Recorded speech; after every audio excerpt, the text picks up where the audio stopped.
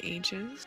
Um, so here today we are joined with Tet as Moses, Ghost as Victor, Demi as Leander, and Sim as Sir William Umber.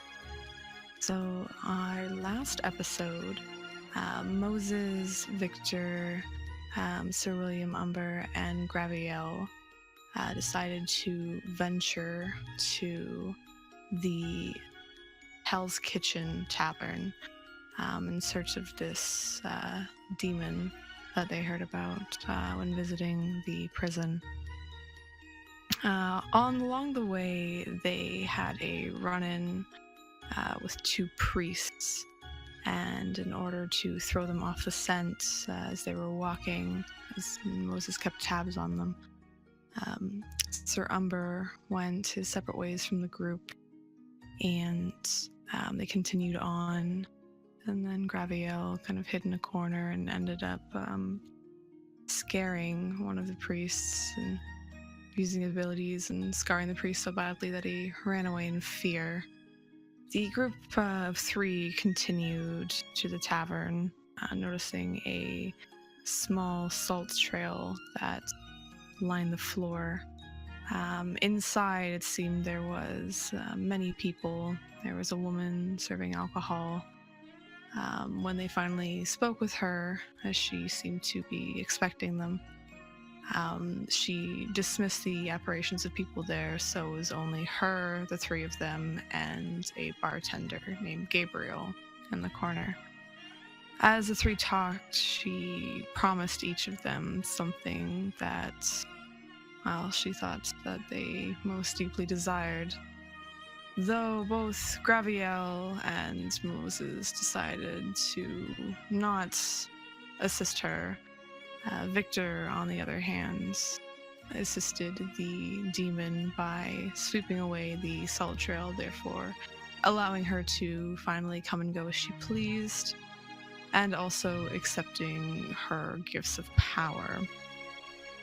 After that, the group parted ways. Victor and Moses had a few words regarding what Victor planned on doing with the city of Paris, burning it to the ground, taking it over, and hoping that Moses would not get in his way.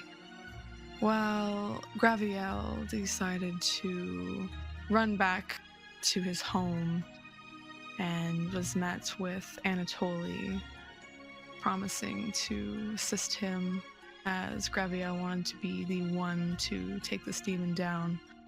The two of them parted through a hole created in the wall by Anatoly, and Moses and Sir Umber met back up, Moses giving Sir Umber the gist of what happened, and the two of them ventured back to the sheriff's house, learning that now the sheriff was now the ex-sheriff. And now we start with Victor heading back to his crypt, and with Leander in waiting. Is this like the same day? I'm just trying to get the days correct. Okay. Mm-hmm. So this is the same day. This is Victor heading back to his current haven and maybe cleaning it up. I'll let you take it away, too.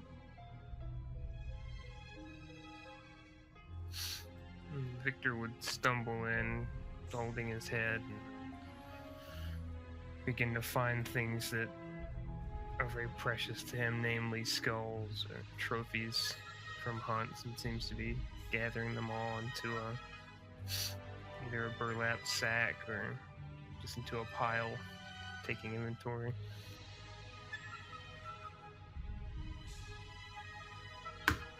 Yes, I see you've returned. How was your expedition, my good friend?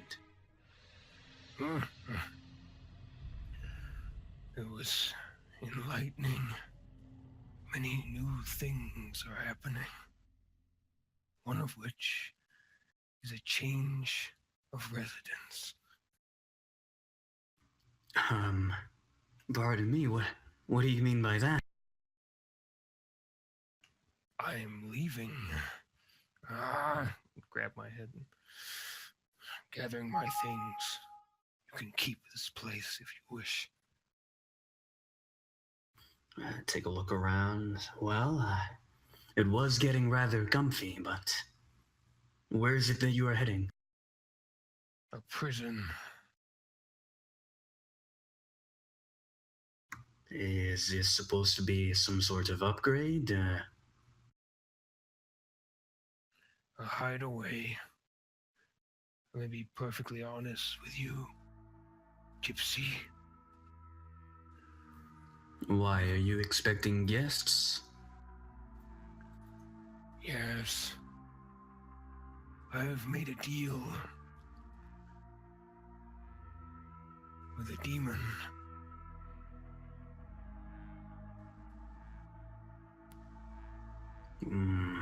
I need more info than that. What sort of deal and what sort of demon? The demon we were hunting. I made a deal with it. And she has given me the means to create more of my kind. I'm going to use that to make Paris mine and to destroy Clan Tremere. In these parts, anyway. That's why I'm leaving. This place is known as mine.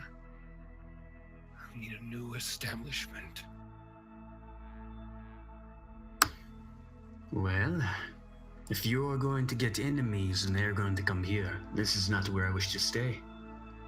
This prison you were talking about. Exactly where is it? If you don't mind me asking, of course. I have no issue with your plan. Can't remember, was Demi with us when we did the prison? Yeah. Yep. The very prison that we once stalked with the corpses, the worshippers. That will be my new home. Ah, yes. Ever so comfy. Look around. I suppose I'm feeling much better. That concerning desire I had seems to be gone now. Flushed from my system. Do you need some sort of help? You would offer me your assistance. Well, you at least wish to become a powerful player in these parts, so might do me some good to get on your good side, my friend. And Victor would kind of approach him. Be aware, Gypsy. By assisting me, you will be turning on the entire court that controls Paris. Many powerful kindred will look upon you and I as dire enemies. I would welcome your assistance in this time. But your conviction must never waver, not even when we are faced with difficulties, as we will be. Now, will you still join me? Take a moment to think of that. Put my hand on my chin, contemplative. Well, my life so far has been met with difficulties. I am not looked upon very nicely as it currently stands. So maybe not so much of a change, my friend. I accept your terms. And Victor smiled. Good. Very well. And loyalty will be rewarded once we have completed our goal. Now, we must leave quickly. I am certain that the Spaniard will have told them all about my plans. Very well. I'm gonna grab a skull or something. Seems to be what he's grabbing. Begin to pack up with him. Anything he needs. Alright, so the two of you spend probably the next 25-30 minutes packing skulls. It's not very much time before the dawn, but with Victor's help, the two of you can easily reach the prison in time. Most likely, if Victor wants to fly over there or walk. Yep. Yeah, Fly. so 100%. if you want to carry Leander with you. Very light. So the two of you easily make it to prison before dawn, but you do both cut it very close. But you arrive at the prison. It is not in the exact same state as you left. It's obvious that someone has been here after you, and you can smell human. They're very similar to the humans that you saw the priests in the alley earlier that night.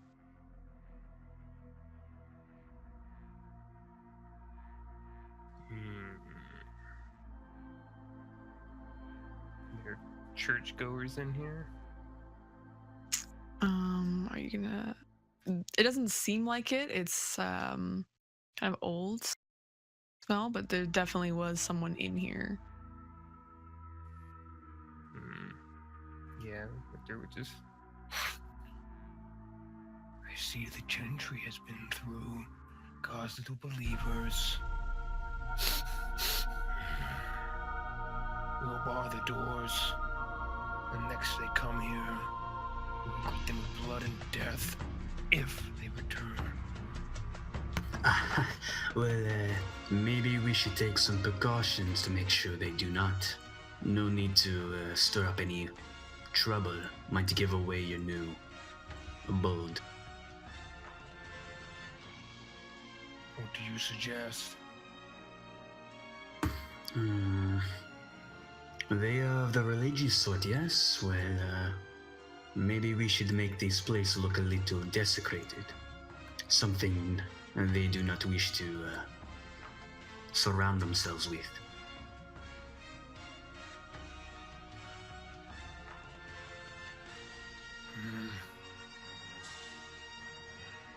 And Victor would actually just start to put pentagrams all around, probably. I'm assuming in blood, most likely. Yes, absolutely. We may even scatter corpses around the doors. Yeah, there's lots of headless corpses for you to scatter around the place. Oh yeah, I would make it as homey as I could. Corpses, skulls. Ah, yes, ever the artiste. So how's Leander feeling about all this? About what? The corpses? Humans. Or? Yeah. Oh, Corpses. they're already dead, yeah? I'm trying to... My goal here is to stop him from killing any more humans. As long as we can convince people not to show up, you know? Alright. What's done is done. We can't bring them back. Fair enough. So the two of you make the place very unholy and unhomey to any priesthood people who might show up. Are you doing anything else before the dawn comes? It's not too much time before it does, but you definitely have places where you can hide from the light and sleep. I'd throw up some makeshift barricades on the doors, and then. So I don't need doors to go in and out. Mm-hmm. So I just put some makeshift barricades in the doors, and then find a hole to crawl in and sleep for the day. Okay.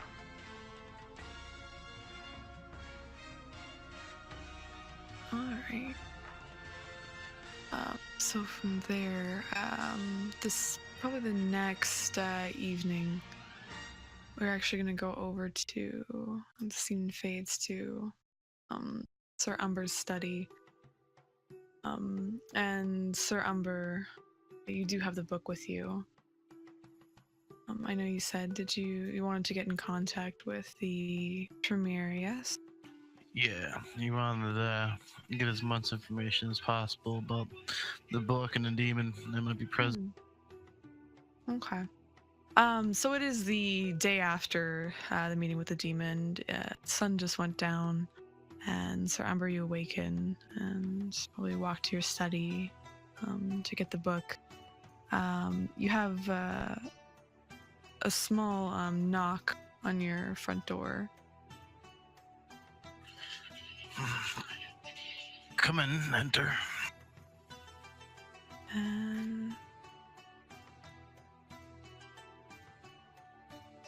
And inside steps a familiar face of Lord Louis, and he bows in greeting. Good evening, Sir Umber. I've come to invite you back to the original Elysium location. Clan Tremere wishes to confer with you about the book that you found. Excellent. Thank you, Lord Louis. I shall make haste.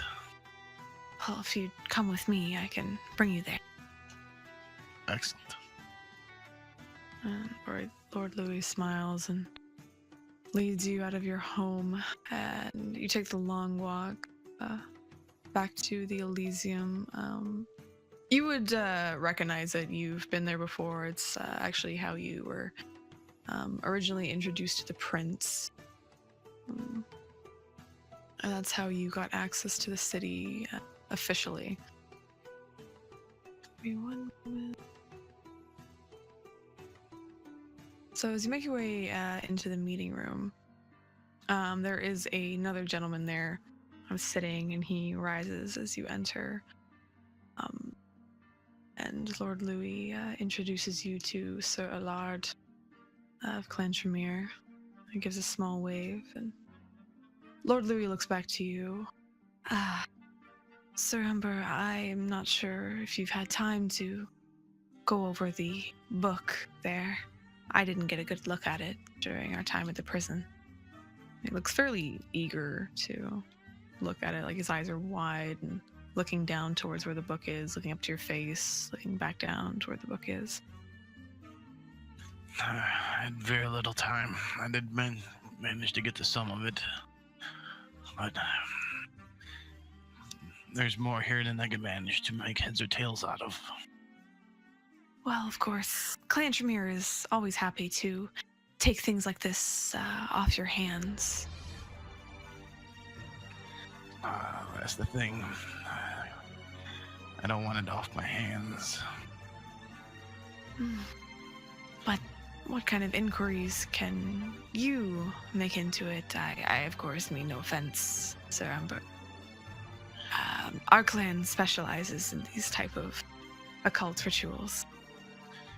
Yes, however, time is pressing and I needed to use some of the knowledge in this book. To use it? Exactly, to use it. More importantly, the missing pages, maybe you'll be able to get some insight of what they were. Well, bring it over here, and he'll turn around and kind of pat the red cloth table behind him, moving some of the pottery out of the way. Sir Allard steps back as Lord Louis kind of clears the space. We can look over it together if that is what you wish, Sir Umber. That's exactly what I wish. Time is pressing, as I said, and the more knowledge that we could bounce off each other, the better. So that way I can come to terms with what's going on and how to fix it. Of course. If you just bring the book over, we can start. And with that, he'll walk over with the book. Mm-hmm. So Lord Louis will immediately kind of pounce on it, getting his hands on it, opening it, and scanning through. He starts reading at a extremely fast pace, turning the pages very quickly, paying no mind to you, kind of eating up the information that he's seeing in front of him. Seems to have come to the right place. And if you want to... Oh, I should actually give you your new token, my apologies. If you want to read as well, if you want to make me a intelligence plus a cult roll, as you're kind of going through the book with Lord Louis, you'll be pointing out some things, some of the wording that's within the book, pointing out just some of the kind of titles that are within the book, the rituals, explaining them as he goes, how to perform them. And yeah, if you want to make me intelligence plus a cult roll to kind of start deciphering the information, see if you can discern what exactly is going on, it will be difficulty 8.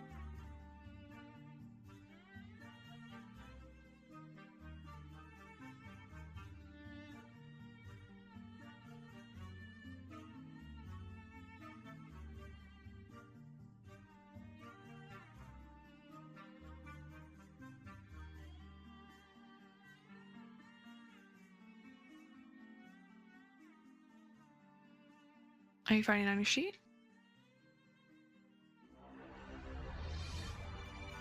Sim? Can we lose him? I don't know. Sim? I don't think he's in the game. No, he is.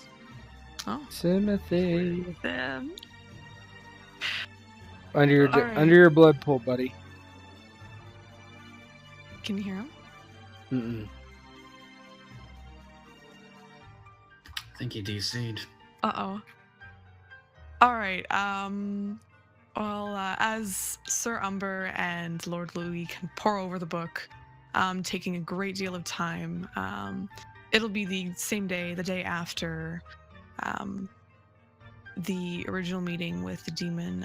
We are actually going to go to Moses. And let me just find...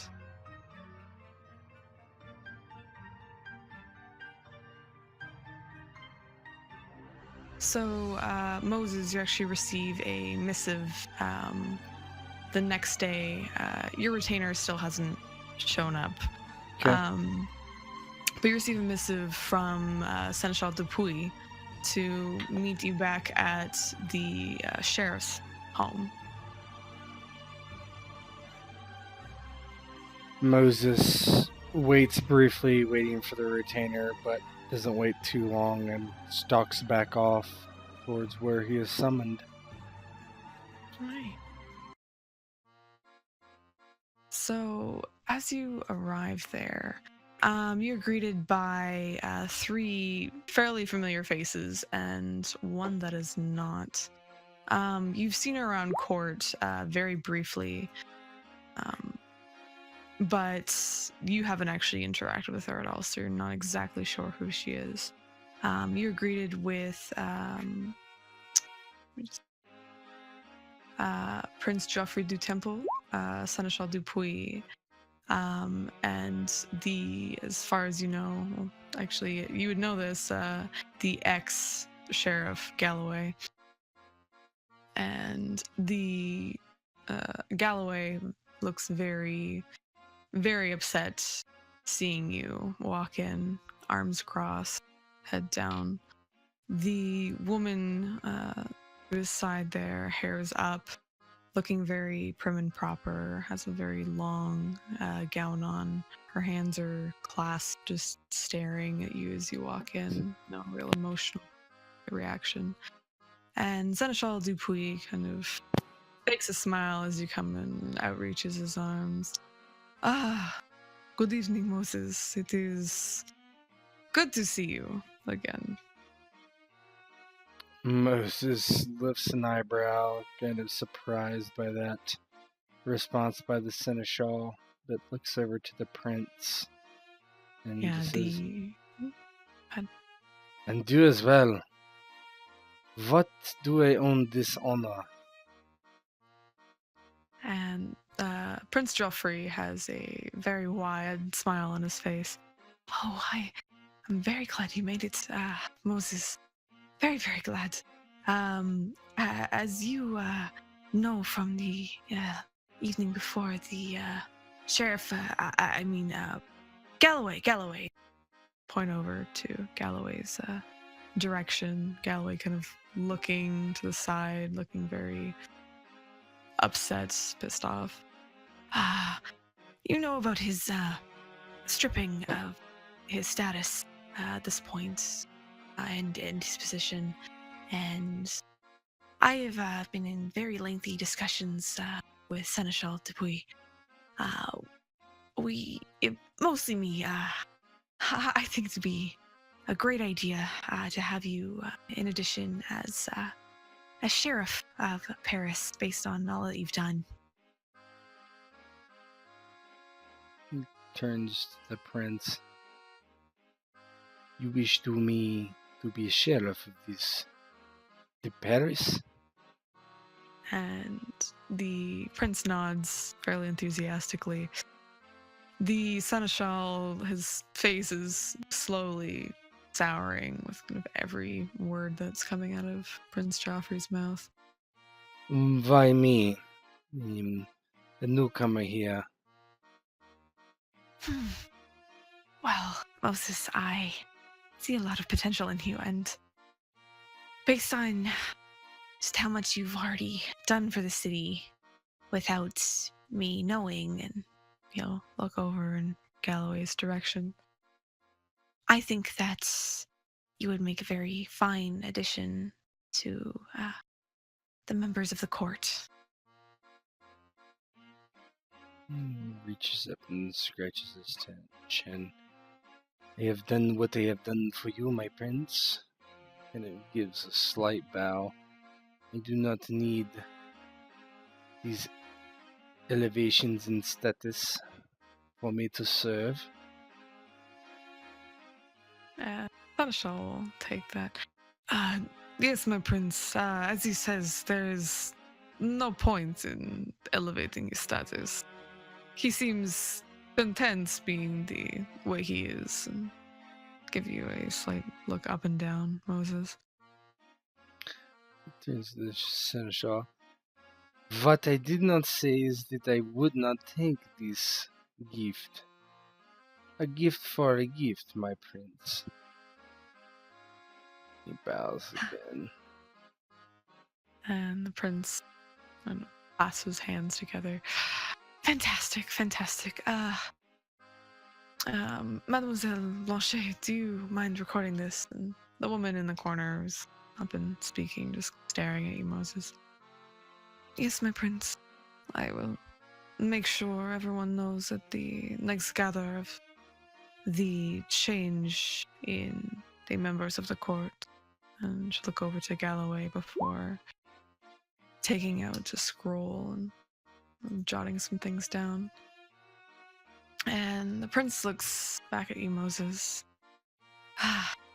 And I think that a reward was originally promised for you. I believe something was stated. And Seneschal will pipe up. Yes, the previous sheriff promised Moses, Sheriff Moses, a castle of sorts for the completion of his investigation. And Yes, he said that I should take sway of the prison. Hardly suitable for a sheriff, I would think. Prince kind of blinks. What's wrong with the prison? It's nice. It's very big space. Oh, my prince. There's nothing wrong with the prison for someone not associated with the court, but a sheriff under your guidance, living in such a place of squalor, that would not reflect well on you, my prince. Your court should have at least some decorum, should they not? And the prince will kind of put a hand on his chin, thinking, you're right. There's not really any available housing as far as I know, besides kicking out someone. And kind of looks over to Galloway. Well, Former Sheriff Galloway did say it was spacious. And Galloway will kind of stutter. But I've got all my stuff here. It's where I sleep. Well, do you not know of movers in the city? And Galloway looks like he's about to say something before the prince pipes up. Yes, that's a fantastic idea. I think you should move in here immediately. Galloway, take your things and go. And tries to interrupt. But my prince, and the seneschal kind of raises a hand to him. No. The princess writes, you'll need to leave immediately. And Galloway looks very, very upset and looks to you, Moses. A fury almost on his face before it quickly disappears, and he gives a heavy sigh and turns heel and walks towards the back room, opening the door and slamming it shut, leaving just the three of you. Moses has a big smile on his face. Perhaps he will not find it as empty as he would think. Spiders and other beasts. And the prince will with a smile to you, Moses. Maybe that way you won't be lonely. From what Seneschal Dupuy has informed me, could you maybe let me know what's been going on in my city that I haven't known about or received updates from? And he'll look to the Seneschal kind of pointedly. Oh, my prince, I did not know that you were not being updated. It is my apologies and my burden. He bows again. I would be happy to tell you all that I know. You Please. see, it appears that there is the clan of Bali, they called. I do not know, but it does appear that they have summoned a demon into the city. And the prince's face falls and crosses his arms, standing up a bit more straight. A demon in my city. Yes, a demon. Do not know where it is, unfortunately, my prince, but I am looking. I would suggest that I can make deputies of some of these men that have been helping me. Of course, it's your purview now, Sheriff Moses, to deputize whoever you need. Wonderful. And may I give the estate of Sir Bernard to one of them at the very least? Of course. From what I've heard, Sir Bernard is Missing. assumed to be missing. Yes, missing. Yes, missing. Do not know, but we had been looking for him the night before last, and we did not find him, unfortunately, my prince. That's unfortunate. Keep me apprised, Moses. Whenever you can, just give me updates. We'll have meetings very regularly. Of course, I would meet with you directly, my prince, so you are not left unaware. Is Of course, sufficient for you? Yes, we'll have personal meetings. And the Seneschal looks very upset at that, but he kind of reins it in, clasping his hands very tightly. Oh, thank you for your benevolence, my prince, and my new estate. I will serve you well. I look forward to it. Thank you, Moses. Sheriff Moses. Sorry. Of course, my prince. Kind of smiles and looks around, very pleased with himself. Yeah, what she was labeled as the harpy, just kind of still taking notes, still staring at you, very unmoved by this entire process. The Seneschal is Gives her a still. slight look. She just looks at you, almost staring through you before looking back down. What is her business here? She seems to be a scribe of some kind. And in that she'll react, she'll give a very wry smile, look back up to you. Of course, one such as yourself is not maybe properly educated with the court system. I am the harpy, the one who is the keeper of social decorum. I also occasionally make announcements during Elysium, and things like this, very serious changes within the courts, I need to make note of. He just gives a couple nods. Very good that it is an important day. I apologize in from Hungary, very far away to the east, barbaric as you say. Yes, barbaric. I expect much from you, Sheriff Moses. As you're a member of the court, I also expect you to behave as a member of the court. Oh, well, he kind of scratches the back of his head. I will do as I can. If I think that I will be a problem, perhaps I will be elsewhere when the parties start. One of my deputies can take my place. Do you know the Spaniard Gabriel? I believe he will be one of them. He is better in these social situations than I. Yes, more appropriate if someone else takes your place. You are slightly, and she'll give you a look up and down, brash, I would say. Brash. Very well, if you say.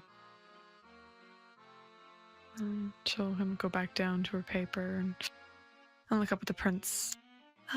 If that is all, my prince, and he'll nod. Yes, that is everything. Thank you. And she'll take her leave. The prince looks to you. I expect you will continue with this demon investigation. I expect much from you, Moses. Of course. I will see to it, my liege. Bows. You, as this is your place now, we will be taking our leave, right, Seneschal? And look back, and Seneschal's just been kind of pursing his lips, looking at you, but once the prince looks back to him, he'll give a smile. Very, very forced. Yes, of course. And as they take their leave and pass, the Seneschal will give you a glare and then depart from the home. Yeah, Moses Those are like yours. waves to the Seneschal, like just either he is completely oblivious that the disdain that he's shown, or he's being very sarcastic. It's hard to say. And he walks and finds somewhere comfortable to sit down. Find your comfy place, and you don't really hear much for the rest of the day. Your retainer doesn't return back to your original home. And unless you wish to do anything else for the rest of the day, there is no other disturbances. I'm gonna have a good night, a good day's sleep. Yeah. So we'll cut back to Sir Umber in the study, still on the second day. Oh, wrong place. One sec. There it is. So, Sir Umber and Lord Louis have been taking their time, taking a few hours to pour over this book. And Sam, if you could give me that intelligence plus occult roll. Alright, so that I just add up the stats and that's my roll, right? Yep, and the difficulty's 8.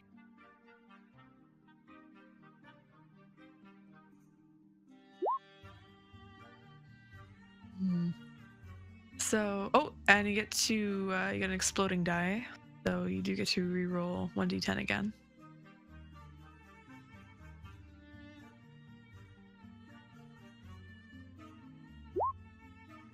Alright, so you got one success.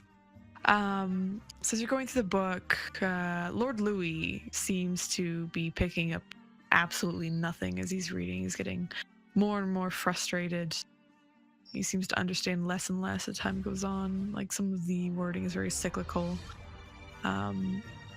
He's not fully grasping the rituals and everything that's going on. You, on the other hand, can get a bit of an idea of how the rituals are started, why it's beneficial to summon a demon.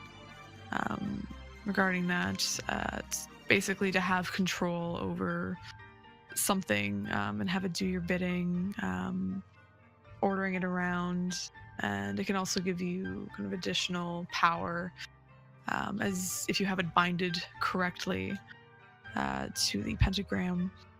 Can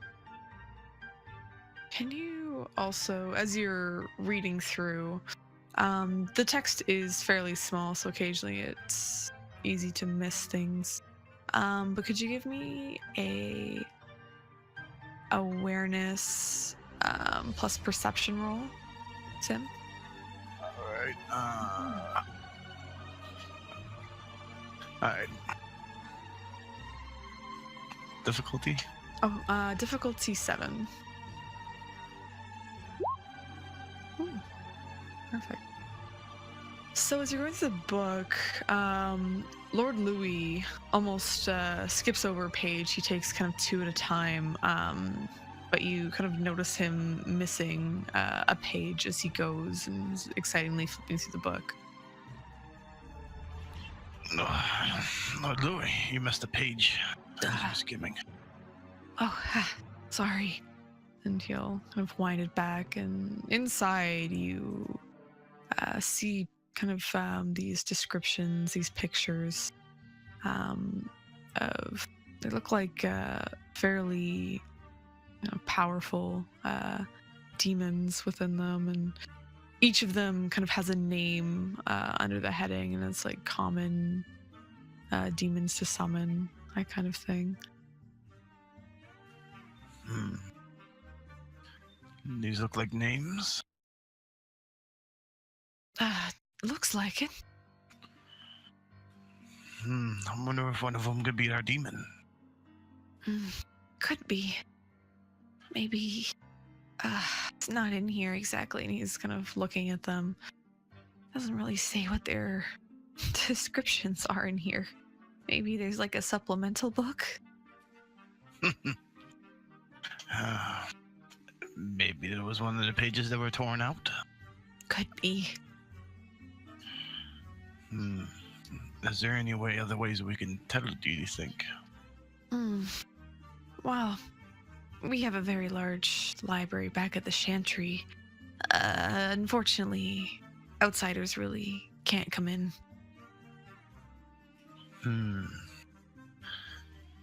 Perhaps you can funnel me the information out? Or find a way to make an exception?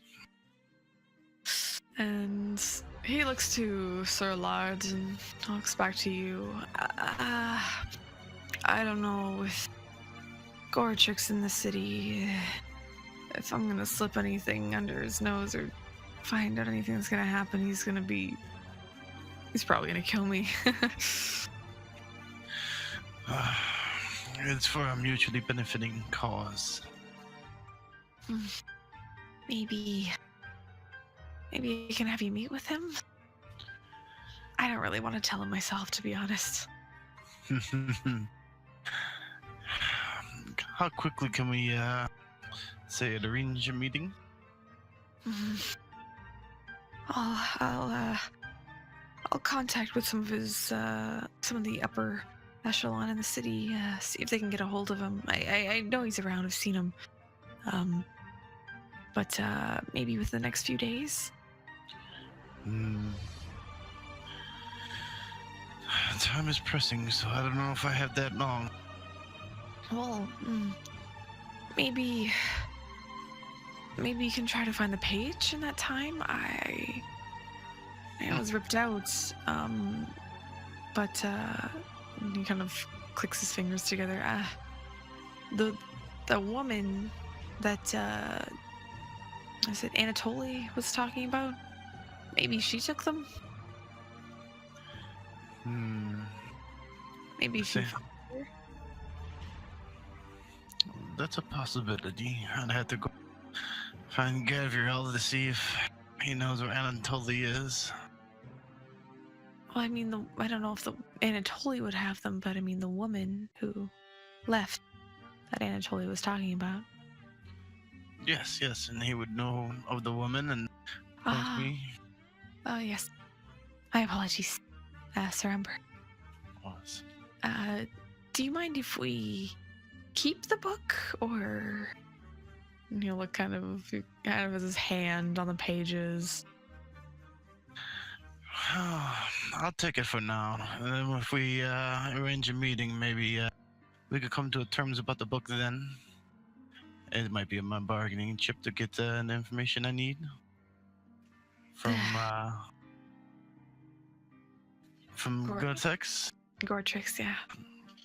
I mean, I'd have to come with something, I would assume, right? Yeah, I guess. And he'll look fairly disappointed and close the book and hand it back to you. Oh, don't worry, Lord Louis. I don't believe in suppressing knowledge for personal gain. If there's something to be learned, I'd rather you hear about it as well. Well, I appreciate it, and I'll get back to you as soon as I can. I know where to find you. Well, thank you, and I appreciate it. In that case, I bid you both adieu, and I will see you soon, hopefully. You as well. And he'll turn and walk out. So, unless you wish to do anything else for that day, that evening, I don't know if you want to go see those other people. Yeah, that would be a stop, because then we say next day, right? Yeah, this is the day after your meeting with the demon. Yeah, so I definitely want to go talk to them, since me and Moses both had a run-in with them. I wouldn't know where Moses is at, so I would just continue on with the plan and meet them at the church.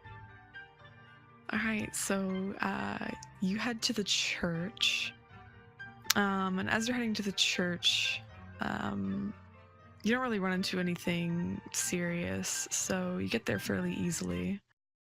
Though as you're approaching, you kind of feel this weight kind of in your heart and just kind of dragging it down as you walk up the church steps, but you do manage to enter. Inside, there's two gentlemen, the one you recognize from the night before, and another who you don't. And they're conversing amongst one another. And as you enter, right away, they look to you. And the one with white hair looks very hostile. He actually takes out a cross from beneath his robes. It's sharpened to a point. And the one that you recognize kind of stays his hand, looks over to you, and carefully and slowly approaches.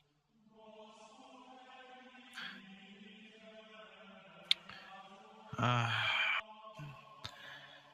see.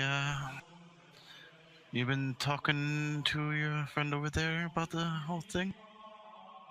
Of course, I needed to inform him of what was happening. I've told the rest of the order. And does he understand that I am not hostile towards him? And after all, if your god really wanted me not in his buildings, I wouldn't be able to enter him now, would I? Well, we had someone else come in that was maybe related to you. He's being questioned at this moment, but we have let down some of our defenses so your kind can come in. Do you mind if I see who you have? And I'll be able to tell you if he's connected or not. I come as a ally, not as a enemy. And you look back over to the white-haired gentleman, and he's still gripping the pointed cross in his hand. It's down at his side, but he's still looking towards you fairly aggressively. And the one that you interacted with that's in front of you will look back at you. I don't know if that is such a good idea, but you might as well meet the head of our order. He's in there with the gentleman. That would be most excellent. I would look forward to it, and also with some of the knowledge that we may be able to share about what we may have come up with. Of course. And he is going to lead you into the back there. Give me a moment.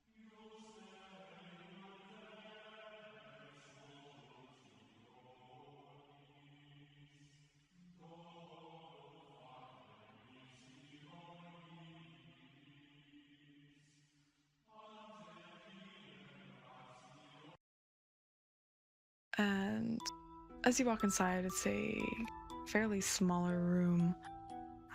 And inside you see someone you don't recognize kind of sitting there. And above him is a very weathered man standing over him. Looks like he was just berating him, as the other man looks fairly scared to be there. And you walk in and he stops and he turns around to look at you. Did another one of them? Another one of who? Your kind. My kind is everywhere just the same as yours. I am not as, how do you say, hostile as some of the others of mine, and I'm sure you may not be as hostile as some of the others of yours. You're all hostile. Oh. You're all monsters and heathens, but there's unfortunately, greater evil than you. And he looks back down to the man in front of him. Who is this one?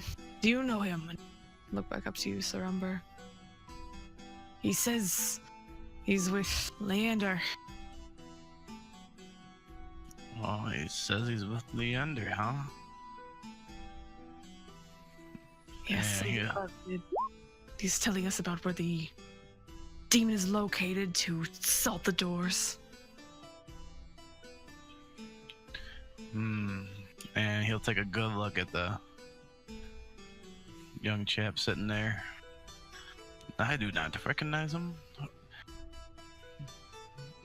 What is your name? The man will look up to you. Oh, Henry. My name's Henry. Henry, how do you know Leander? I work for him. Oh, you do? I do. Yes. And what were you telling these fine gentlemen? I was informing them as per Leander's instructions to salt the doors of the Hell's Kitchen, that place with the demon inside. I was only trying to help, but they keep me here. They keep questioning me, and he looks very, very tired, like he hasn't slept in a while. Well, you look over at the head priest guy. The Hell's Kitchen is, from my understanding, the place where the demon is at. And you've had run-ins with her? Not myself personally. I was quite busy because I was being followed by your men. Well, whoever's interacted with her is most likely demon-tainted. They need to be exorcised. They need to be destroyed. Oh, I'm not sure if you could exercise us. I don't know how well it would work, but if any of us is demon tainted, then perhaps the idea would not be a wasted one.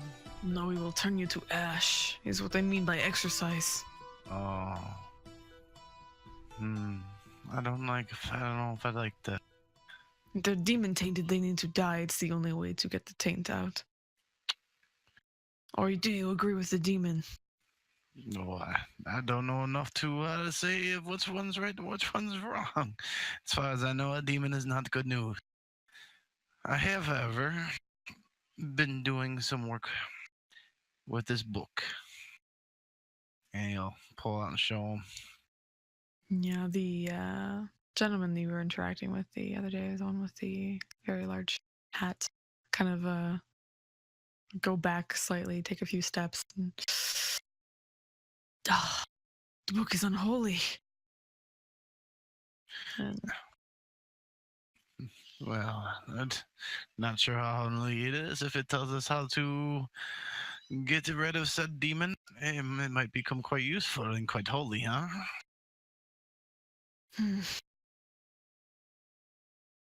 It could, but... And the lead one kind of holds up a hand to the other one. Have you read this book?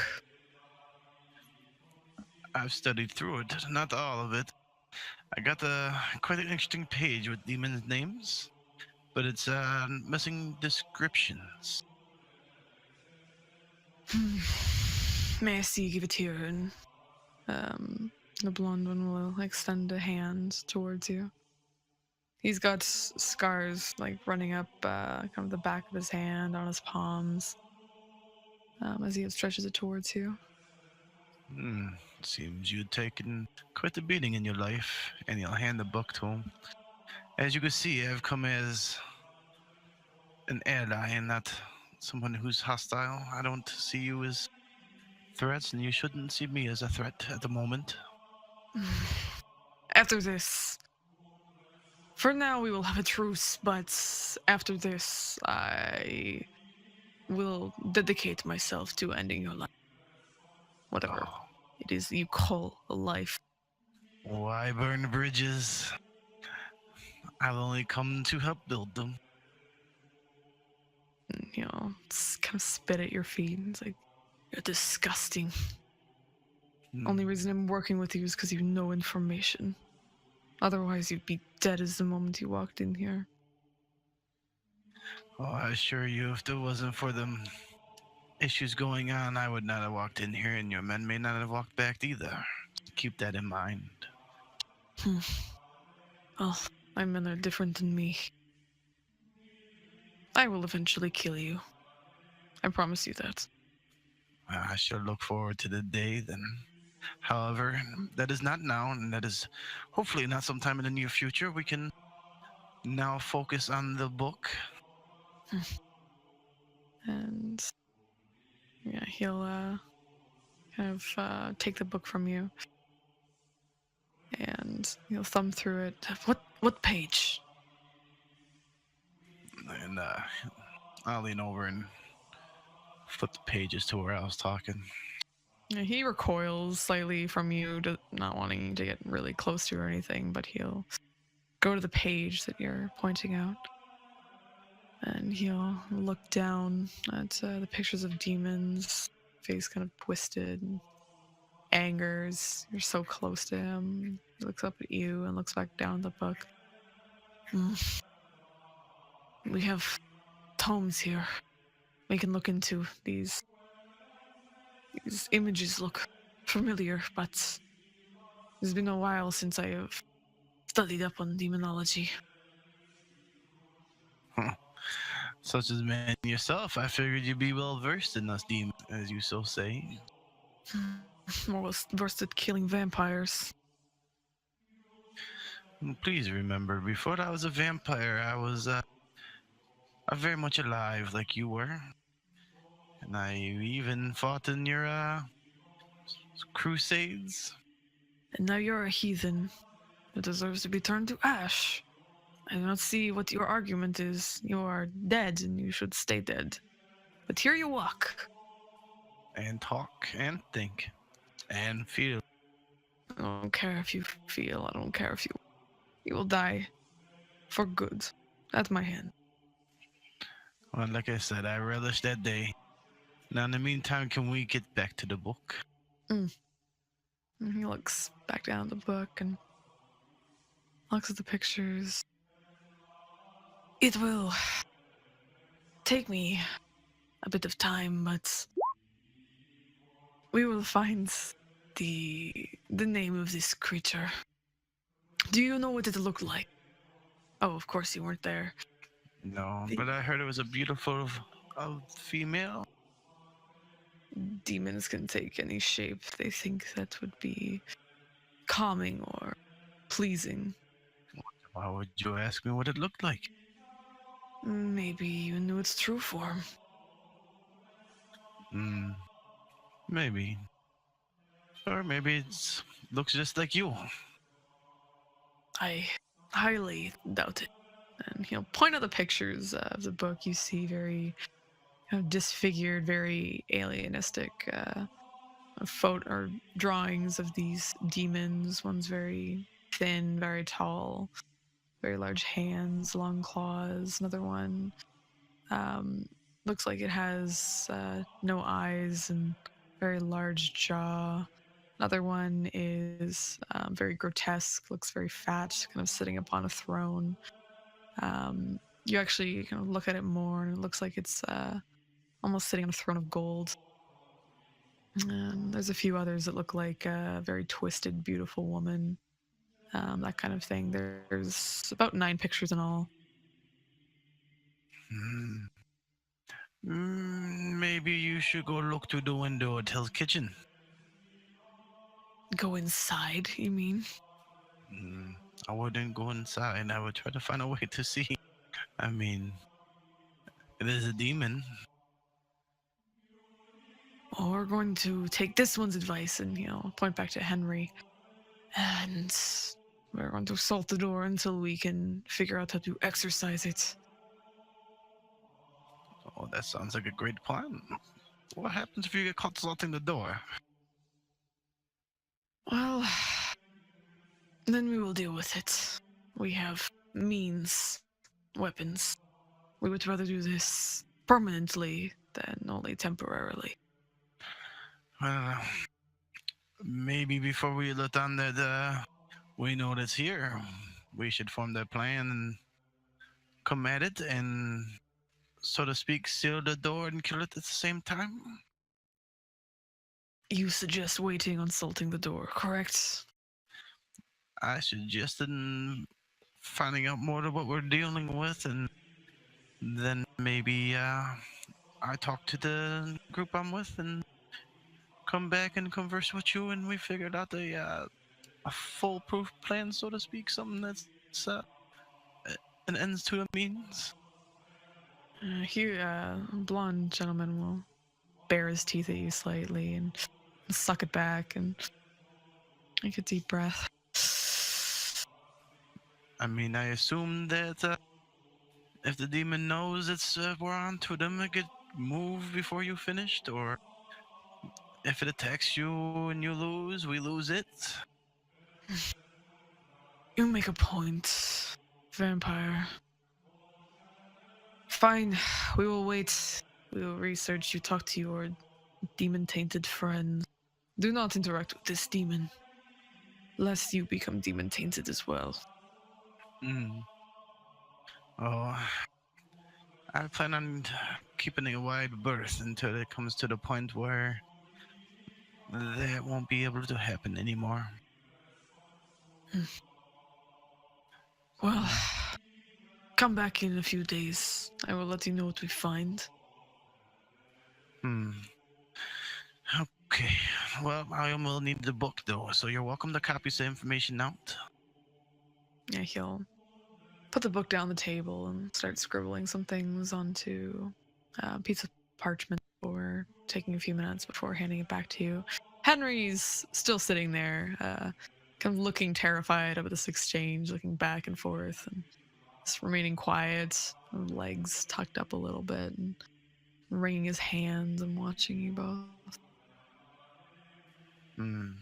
And may I suggest that now that this man's information is proven truthful and useful, you release him so he can go about his life and report back to Leander.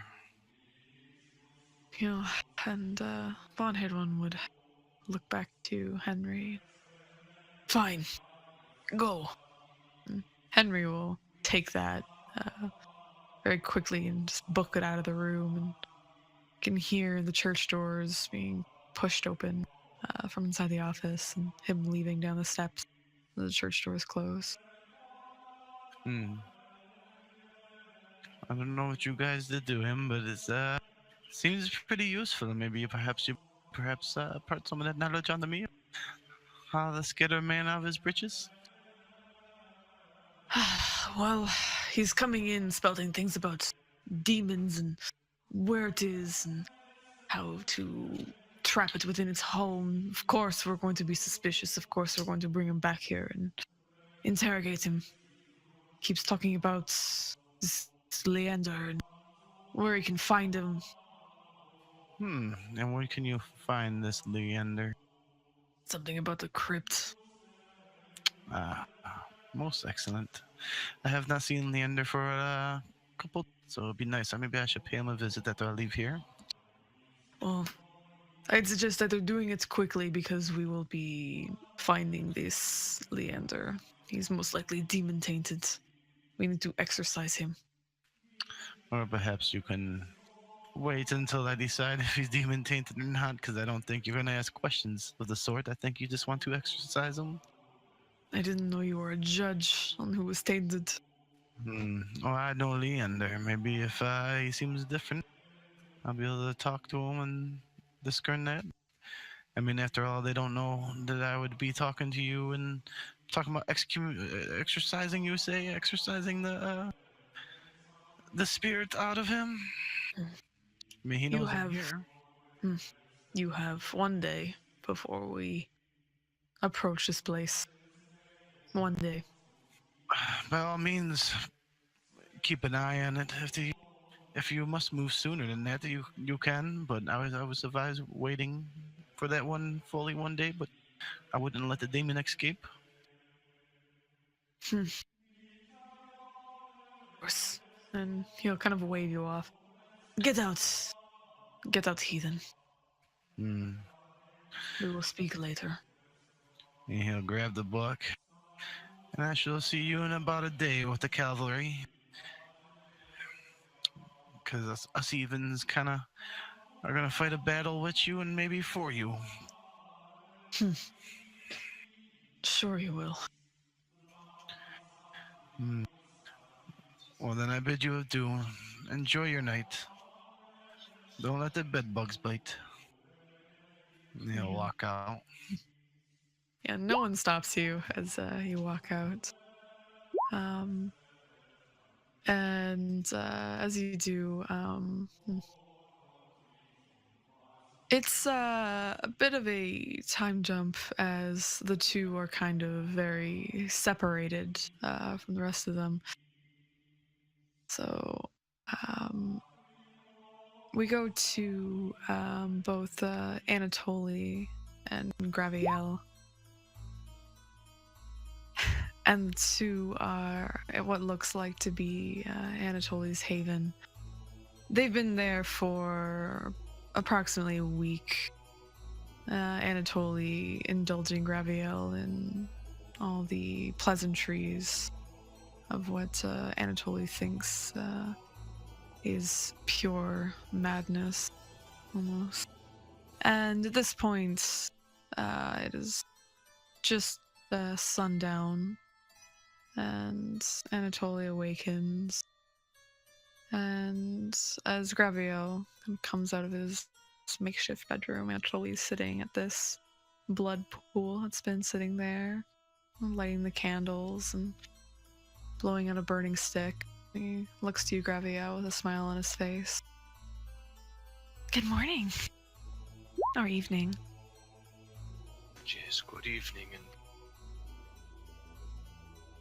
How are you feeling, Graviel? I think that I'm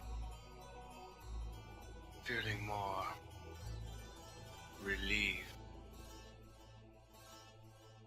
Relieved? Yes. What do you mean? As if this great weight is beginning to lift my shoulder. I am glad, Graviel. I'm so glad. So are you finally realizing your potential? What you can become? I don't know that that is necessarily the wording that I would use, but I have come to remember was when I was human, how I was, how people are, and I think to myself, what am I really sparing them from? Am I really doing them any justice by helping them? Does that not weaken them? So many questions in my head, and yet I still feel as if my brain is less splintered, if that makes sense.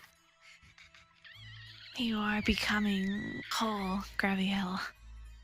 Yes?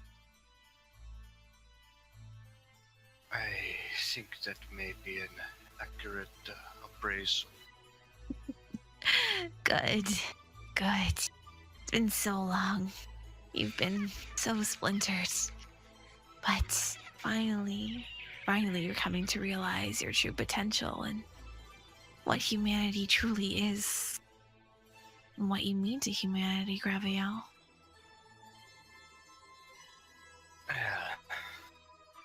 I'm not entirely sure what I mean to humanity, but I remember I had those. It's almost as if I was reliving my life since I've been here through dreams, and I remember how the human populace is nothing more than a cesspool of shit. And that's why I say I find myself wondering, why do I help these people? Do I help these creatures to further themselves down this trail? Lies and deceit. And I think I may better use my time if I stop focusing so much on helping them. By showing them pity, they don't deserve pity. What do they deserve, Graviel? And at this point, Anatoly gets up from the blood pool and starts walking over to you. I'm not entirely sure what they deserve, but perhaps I will know when I see them. Perhaps they deserve nothing. They definitely do not deserve my pity, because they created this world that they live in. He puts his hand to his head and he just starts rubbing his forehead. Ah, so many memories. Is it possible that since the embrace that I have blocked several of these memories that I should have? Is it possible that I've painted my life to be something more than it was, but I was nothing more than one of these animals? It could be, but Now, Graviel, you've ascended, you've become something more, something better. And as you say, these humans, they don't deserve your pity. But they do need someone to save them, Graviel. To save them from themselves, perhaps. Hmm.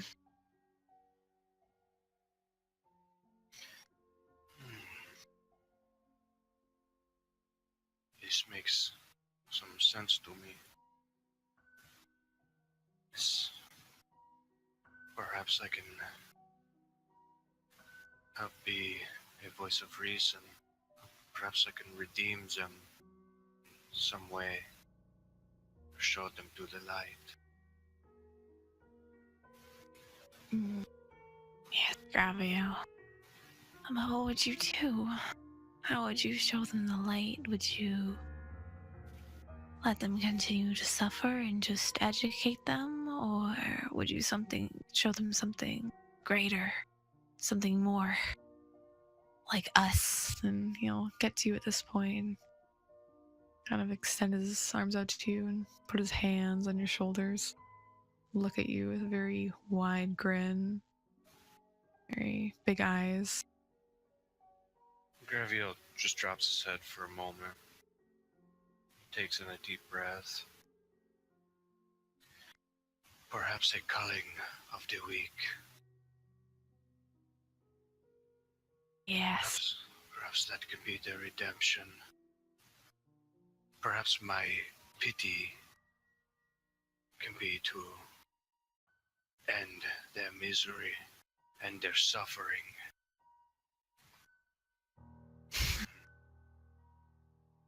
And are you doing this alone, Graviel? I think I have most of the tools that I need. I think it would be best to do it alone. There's no need to call anyone else in. What about the demon, Graviel? The demon, I think, would be dealt with time. Demon. Graviel begins to stroke his chin. He squints his eyes. He looks to what appears to be some far-off place. Demon. Demon might be dealt with, yes. Victor. Perhaps there is time. Perhaps I can get Victor. Perhaps we can call the weak. And he shakes his head as he seems to have been almost flooded with 100 thoughts all at once. Just this demon must be dealt with, I think, first. Or perhaps I don't deal with the demon. Perhaps the demon can help call the weak as well. No, I shall not make any pacts with that creature. You don't have to make a pact with the demon. You said Victor. Victor is working with this demon, yes? I'm not entirely sure. There is a possibility. Well, personally, I am not a fan of demons, but Graviel, you are your own man. And of course, you don't want to work with it exactly. You don't want to make any promises to this demon, but you can always work in tandem with Victor if you so choose. Again, it's up to you. Yes, perhaps I shall seek out Victor. But I also contemplate working behind the shadows or from the shadows. If I do it myself, it could be cleaner. Cleaner. That is up to you, Graviel. But I'm here. I am always here.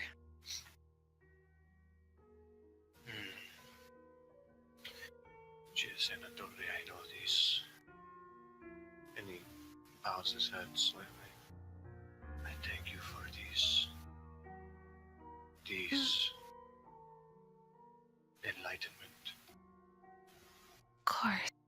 We're almost done, Graviel. Just a few more sessions, and I think you'll be perfect. Perfect being. To Is there me. such a thing? Oh, To me. molded after the Father. No, that's Exactly. He'll give you a kiss on the head, drop his hands from your shoulders, and turn back around, walking towards the blood pool. Well, shall we get started? jazz. And Gravion just follows in step. And you walk to the blood pool. The scene transitions to back to the second day. I think, Victor, you said you wanted to revisit, or was it the second or third day you wanted to revisit with the demon? Oh, sometime around that, yeah, to work on that incubation process. Okay. Probably on the third day is maybe you spend the second one still preparing your home.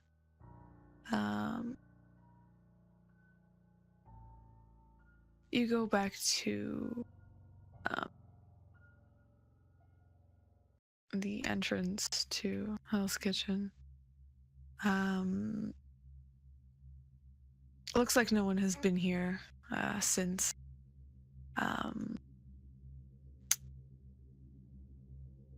And as you enter Hell's Kitchen, it is very much the same as before. Looks to be people in here again, but once she sees you, she kind of dismisses the illusion and opens her arms to you. Ah, Victor! I'm so glad you're back. He comes in. Yes. I see you entertain the same guests. Of course, there's been a few new additions, but overall, it's been fairly slow, unfortunately. A shame. I'm here to discuss creating more of my kind. Of course. And she kind of waves you over. Come with me. Let me show you to my back office.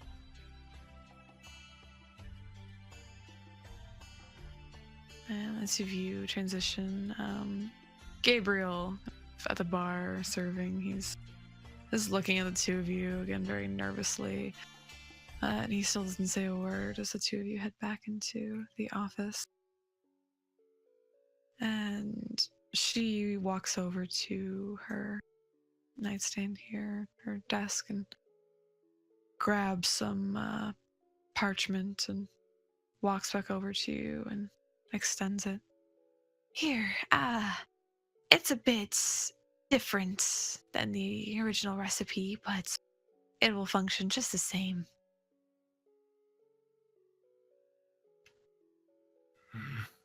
What must we do?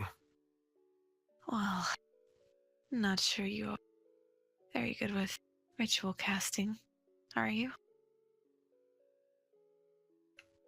I've never done any of that ever. Well, I can teach you. I don't mind maybe taking a few days off of here, helping you get settled in your new space, develop the casks, help you create the eggs. But you need to do the hard work in collecting the specimens to create more of you. I will do whatever it takes. Good. Good. And she'll turn around, looks to be, she's packing up a few things, a few books, and she grabs 2 pages from the top of her desk. They look to be torn out of a book, and she puts them into a bag, puts them on her in like a pouch at her side. Well, why don't you show me the new place? Of course, I will let you know that I have a guest. He can be trusted for now. Oh, do you mind if I maybe bring a guest of my own? Whatever pleases you. You might know him. I might. Who is this? He'll find out once he's there. As you wish. Turn to leave. She'll follow you out, and as you leave, she kind of gives a bit of a wave to Gabriel standing at the bar. He stays cemented where he is, not giving a wave back or anything, just acknowledging the two of you leave. And two of you head out and head back to the prison.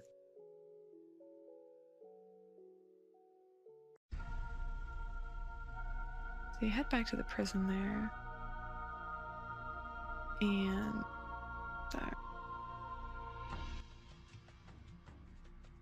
Leander, what are you doing in here? That's the 3rd day. You've finished setting up, making the place very off-putting for anyone coming in. I guess I'm just trying to get a full layout, maybe any escape routes if necessary. I know he barricaded a door. I can't fly. Yeah, there's some broken windows and such, but most of the doors are indeed barricaded.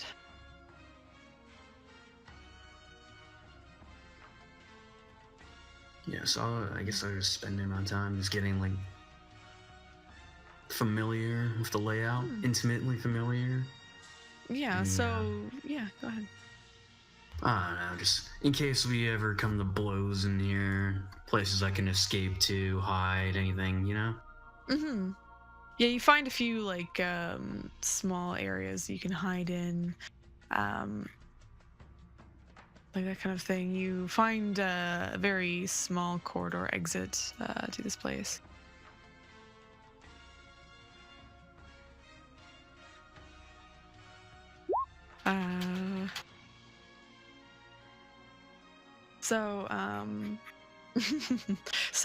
As Leander, you're kind of exploring the place, maybe exploring the office. Leander comes in with a woman that you don't recognize. I understand. Okay, yeah, I got you. Mm-hmm. I see you've brought a guest. Is it another ally? This is the demon. Take a look at her. I mean no offense, of course, but you do not look like a demon. As far as I know. Well, I didn't know the demons had to look like demons there. Is it a requirement now? I would imagine. Do I not look like a... I suppose not. Never mind. You have a point. Exactly. Victor, how did you get into the prison with all the doors barricaded? If I fly her up, if she lets me. Yep. Using the windows. Yeah, she'll definitely kind of let you. She's very trusting in that sense. And she gives a look around the place, looks down. There's kind of some remnants of the pentagram on the main floor. She steps towards the middle and gives a look at it. Ah, this place. I remember it well. That's where they all died. Yes. I hope our modifications do not taint your memories that you seem so fond of. No, they just make it better. And you all kind of hear this rapping on one of the doors downstairs. It's like a light knocking. Your company, I presume. I'm hoping. Victor will go down and toss aside the cabinet or whatever it's in the way. Yeah, Open this the is- doors. As you kind of pull away the cabinet, you see the very familiar face of Sir Bernard standing outside. And he looks up and... Ah, Victor. It is a pleasure to see you.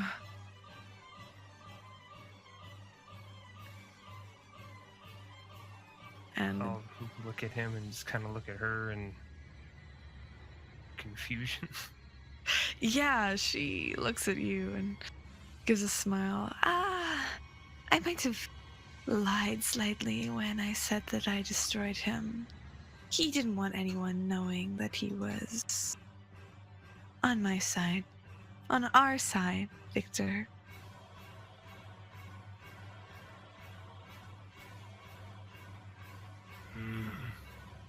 I see.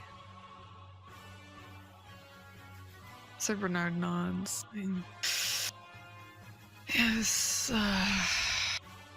these demon just told me of, basically pointed out all the wrongdoings that have happened in my life with working for that incompetent Galloway, being forced to do missions that he did not want to do in his laziness, taken for granted, not being able to do what I truly want, always being under someone's thumb. I'm sick of it. I crave freedom. Like you.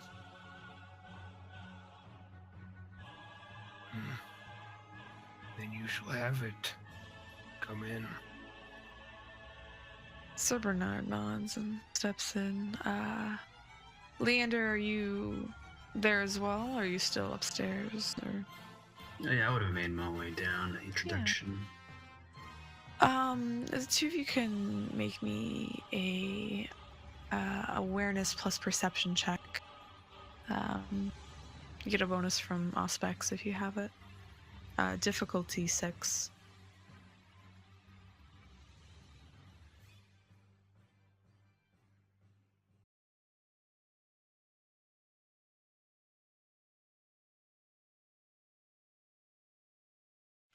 Awareness plus what now? Awareness plus perception. Let's see. Whoops. About to do alert. Okay. That ain't bad. Difficulty 6.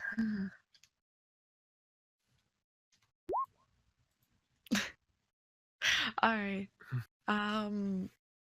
Do it for her then.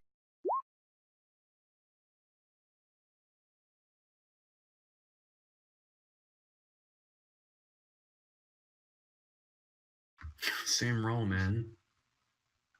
You. Getting my number lock. Oh. Yeah. So, she points out there is someone coming closer. The two of you don't notice at all. It looks like a figure kind of coming out of the darkness, walking up towards the prison.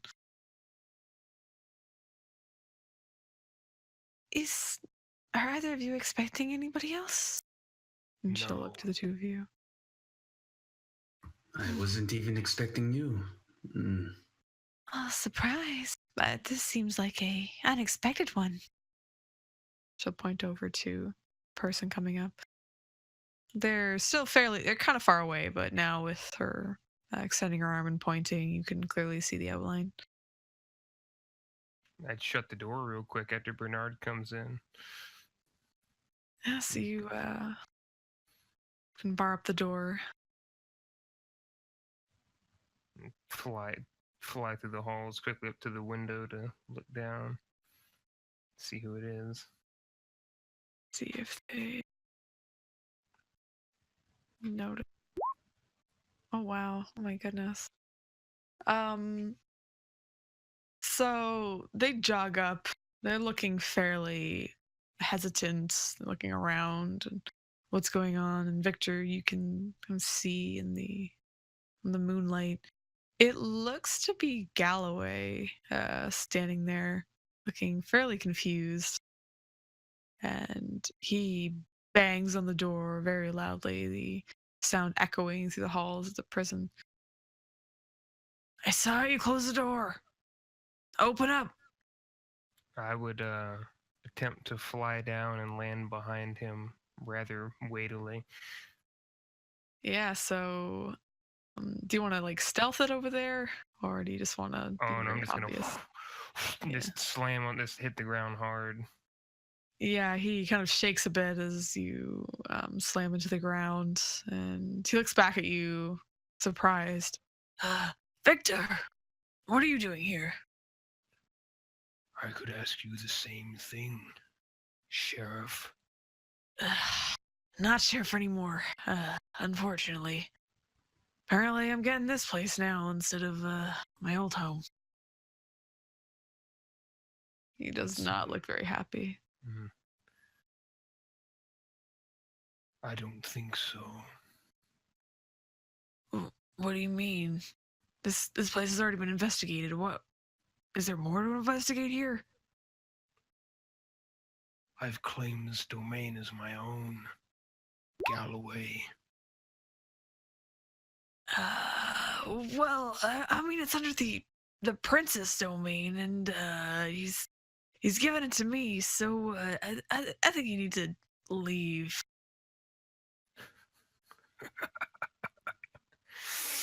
The prince's domain.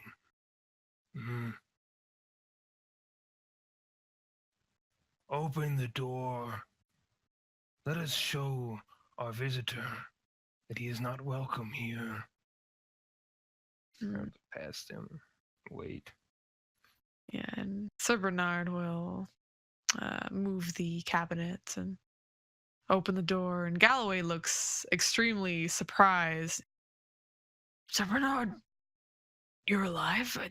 I could have sworn you were dead. He's like, no, I am not. Much probably to your disappointment. I am not dead. Come in, Galloway. And he'll step back, and Galloway will look back at you, Victor, slightly nervously.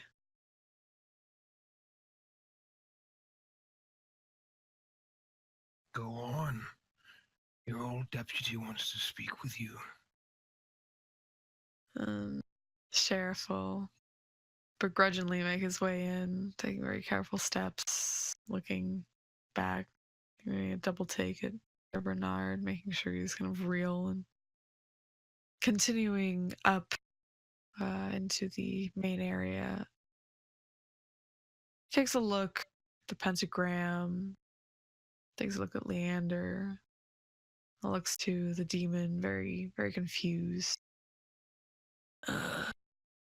She's new.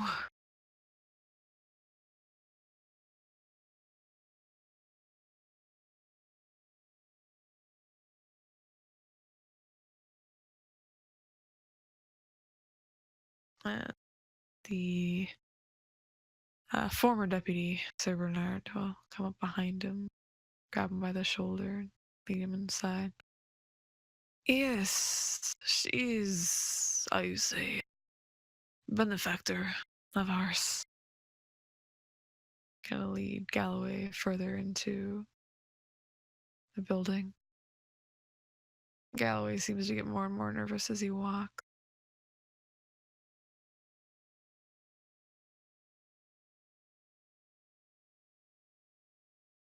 And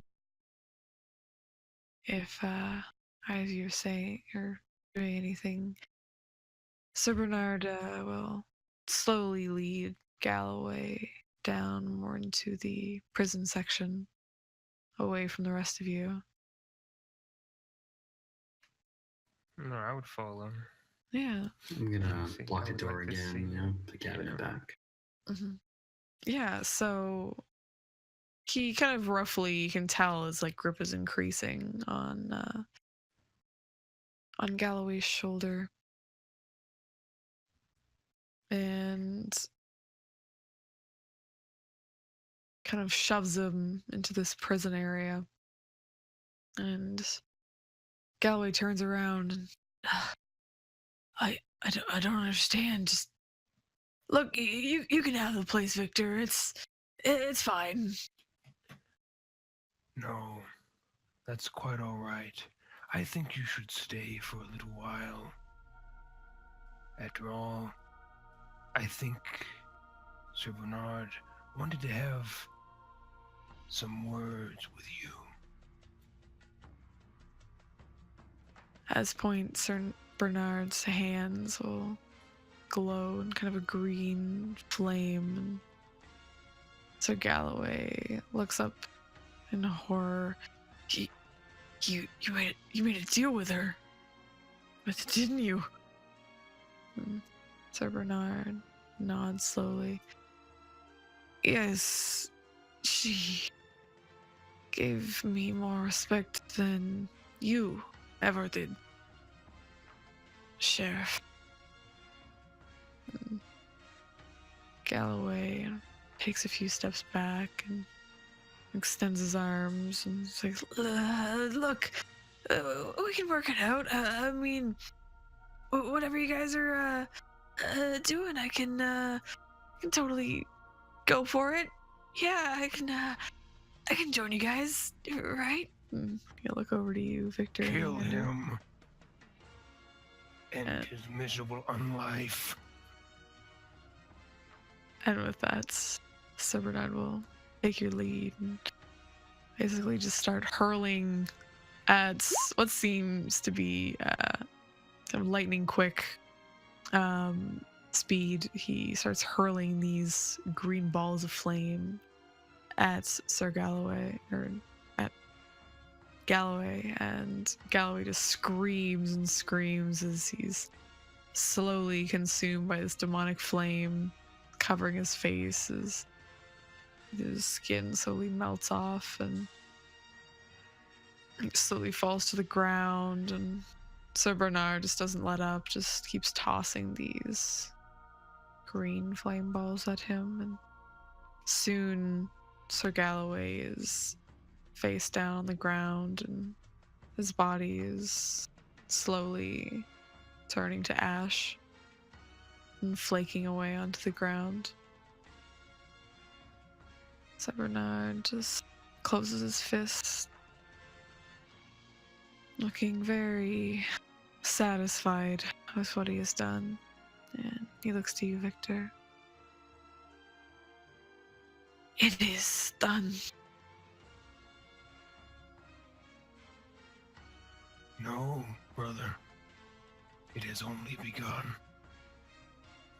Put my hands on his shoulders and then look one time at the green flame and head back to the demon. Head back up, and the demon's actually been a little bit busy while you were all down there. It looks like she's setting up these casks kind of around the room. They look large enough to hold a person. And she looks back to you and I will assist with the rituals. All you need is a few components. She looks back at her rituals. It looks like maybe Nosferatu, a gangrel, or Shemisi. Two of each, one of one and one of the other, depending.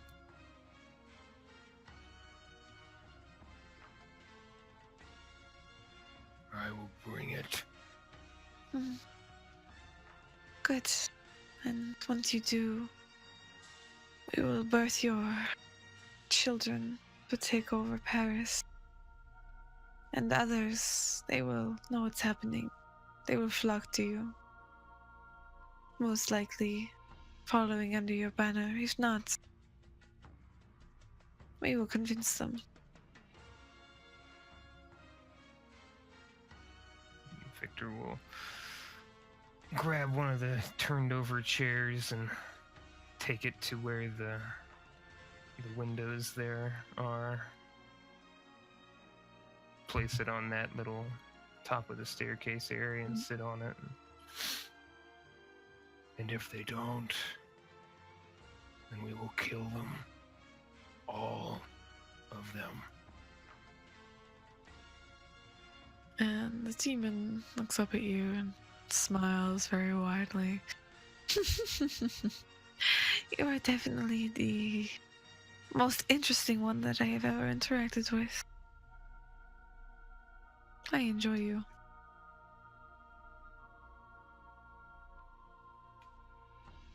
And I do enjoy our association. Well, to give me a name in terms of something you should call me instead of just the demon. Call me Raziel. That is what the others refer to me as. Very well. I shall remember it as the one who delivered me from slavery. And again, she'll smile widely as that scene fades. Go back to Moses and his new house. So this is the third day, and on the third day, have you gone to collect your retainer or see if he's back? I have, yes. Yes, he is back. Henry's very shaken at this point, but he will meet back up with you. And I'm so sorry, Master. I'm so sorry it took so long. I got held up. Well, tell me what happened. All of it. Well, there was they questioned me very heavily, and I went with what you said with the Leander angle, of course, and there was someone else who came in, another one of you, sire. And who was this one? The Beast Man? No, different. The Spaniard? No, not that one. This is like a very, very clean, hair slicked back, very, very proper. The fake knight, then. The one with the book. Yes, he had a book, and he showed the Templars in. And he was telling them about the book, and I tried to get them to solve the door. I really tried, but he convinced them otherwise.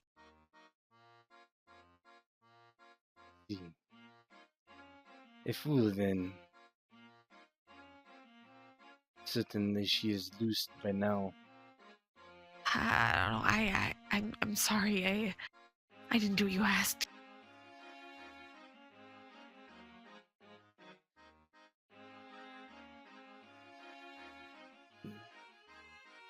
Kind of bows his head to you. Strokes thinking. Suppose we will need to find out if she is there or not. Do you mean go there? Yes. Do I have to go there? Of course you do. Yes, sir. Of course. And I'll Peek your head and see if there is a woman of exquisite beauty. If not, come back to me immediately. Well, either way, come back to me immediately. Of course. He'll take his leave. He'll make great haste running out. You could tell Henry was very haggard coming in, but he seems very eager to please you, Moses. So he runs very quickly out of the estate, leaving you alone again. Takes him a while to come back, but do you plan on doing anything in the meantime? It's just knowing that he probably sent Galloway to his death, knowing that Victor had went to the prison, kind of sits there and smiles, just drumming his fingers on a high-backed wooden chair, just waiting patiently. Yeah, it takes a couple hours for Henry to come back, but comes back very, very out of breath, and he's like, "Sire, oh, what's that?" And he bends over and holds up a finger, and hands on the knees. I ran all the way there. Sorry, I wanted to be quick. It's far. Good. What did you find? Was she there? No, just a man. Just a man was there. He looked very surprised when I came in, but she wasn't there.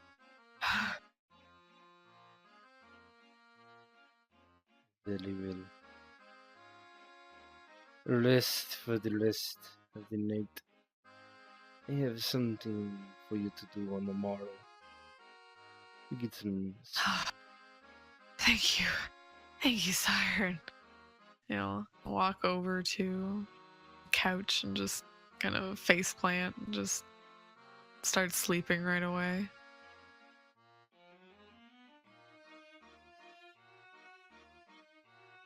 Stands up and begins to pace, thinking of what to do next. Not sure exactly at this point what he wants to do. He looks around at his very lavish estate, feels pleased, but thinks about the promise he made to Victor, destroy the Tremere.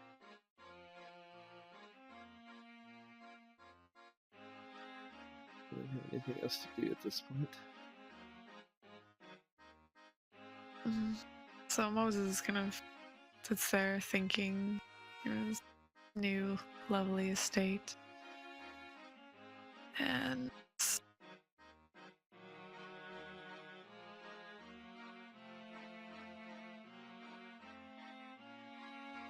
so it is most likely the fourth day, when Sir Umber, you receive word from actually, Sir Umber, were you going to visit the crypt? Yeah, he would have went down that way. Mm-hmm. Yeah, I don't know if Victor told you exactly where it is. That's negative. I just heard crypt and I was like, Yeah, you look at a number of crypts. You're very unsure as to which one might belong to Victor, what ones might not belong to Victor. But regardless, on the fourth day, you receive a kind of a messenger bird, and it is from the church, asking you to come back there.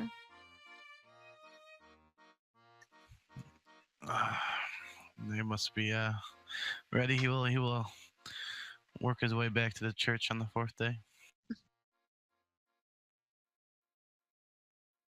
All right. So anyway, you're back to the church. The two are still standing there. They look ready, actually, to greet you. Like, of course, they're expecting you. And as you come in, they'll straighten up, and one who's been interacting with you the most, the large hat, comes down. We're glad you came back. Well, as glad as can be, really. We have figured some things out. Oh, and what have you figured up? Yes. Well, Hopefully a name. yes, Alexander. He says he might have found a name. A few names, really. And with that, Alexander, as if summoned, kind of comes out from behind the room, and he looks to you, Sir Umber, with a sneer on his face. Uh, Good evening. Good evening to you, Alexander. Looks over at the other two and frowns. So I heard you got some information. I do. I did not have much to go off of, but I got the names of the demons that were pictured. And now that we have the names that we can use, how do we go about using them? Well, certain ones kind of relate to certain pictures. And he'll come over with kind of this drawn picture, very rough sketches of the sketches in the book. And under each heading of the pictures, there is a name under each. This seems to be the closest relations to the visages of the ones here. And there's Alistair under the one that's very tall with the kind of big hands, long claws. The one who's very large and fat with kind of the money under it is Mammon. The one who's very beautiful but kind of very twisted, Incubus, and so on. Each one kind of has a name underneath it relating to the picture. And how do we dispose of these demons? Well, each one really has a type of ritual, but that's really to make sure it never comes back to this plane again. The other way to deal with it is just pure firepower. Just attack it. Wouldn't it be better to do the rituals so we don't have to deal with this nonsense again? Of course, but as we don't know exactly which demon it is, we don't know which ritual will work. Well, I mean, we figured out the ritual for every demon that we got, and then once we figure it out, we know exactly what we have to do. Well, we've got a idea of the rituals and how to deal with them all. But again, we need to know which one it is. And I suppose you have your man watching the Hell's Kitchen? Most likely. But have you spoken to your contacts? No, they have not received word from them yet. I am still expecting stuff, It takes time. Maybe you should reach out to them. Maybe Hmm. they know more, as they have spoken with it. Yes. I was gonna visit one of my friends by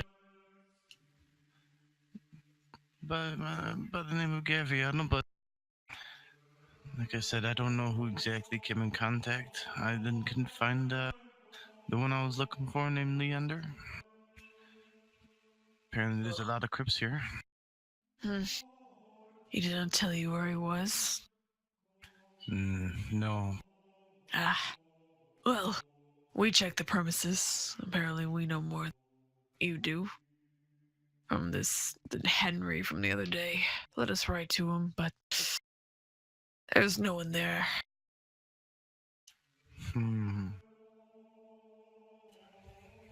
Peculiar. I wonder where they could have went.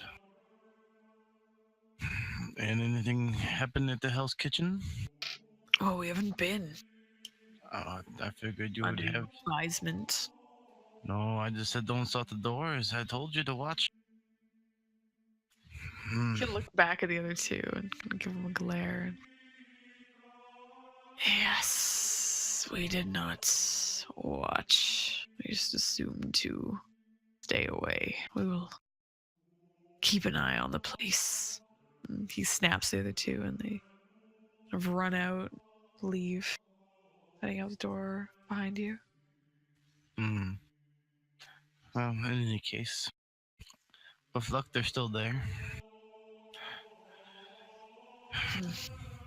Is there anything else that you have found out of value? Of value? I'm the one who got all the information. You've got nothing. No, anything else of value. Not that this is not valuable. Well, if there's anything else of value, I'll tell you once you speak to your demon-tainted acquaintances. And what do demon-tainted acquaintances look like? They look like horrible scarred figures, or am I just walking in looking at the face of the same person that I left? And Alexander will step up to you, actually, very aggressively, and bare his teeth at you. I don't have time for your tricks and your words, heathen. Well, then I say that I must bid adieu. Then I will let you know with some word that once I talk to my demon-tainted friend, and then maybe you can tell me what you find out from watching the Hell's Kitchen, and hopefully we can get this together and vanquish the demon from this plane, as you say. You know, gruffly nod, turn around. Be gone. Come back when you have more information. By your leave. And he'll walk out. He's gonna go to Gabriel's. Eventually. Are you going... so you eventually get to Gravielle's. And Gravielle's is... It's very empty. You can search the place, but there's no sign that Gravielle has been here for the last few days. Nah, he's not the prying sort. He'll notice he was gone and head back to where he rests his head. He'll send word to see if Lord Louis has any word for him at all. Lord Louis doesn't have anything yet. He's still trying to organize a meetup with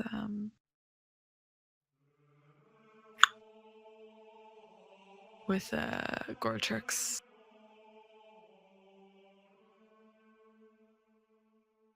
He'll be eagerly waiting to see anything. So it'll be just in the next few days. as Graviel is obviously a bit occupied with Anatoly, and Victor is kind of building his army. Is Moses or Sir Umber doing anything besides waiting on word? Yeah, Moses is gonna send a missive for Sir Umber and Graviel to come to his estate. Yeah, so Sir Umber, you receive said missive, most likely on the 5th day, to join Moses at what was the sheriff's estate. He will go there. Hi. So back in Moses's previous estate, Moses, you're kind of waiting around for a while, and eventually Sir Umber arrives, knocking at your door. He sends Henry to open it. Henry, oh, yeah, yes, of course, master. Yes, and he runs to the door and throws it open for Sir Umber. And Sir Umber, you see Henry again. And he's not looking at you. He just kind of deeply bows towards you, and as he opens the door, backing up.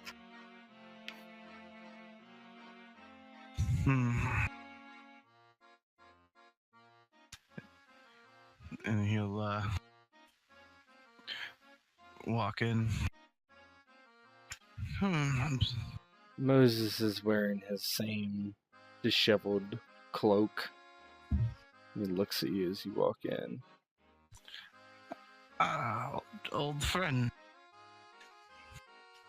Seems that you're moving up in the world.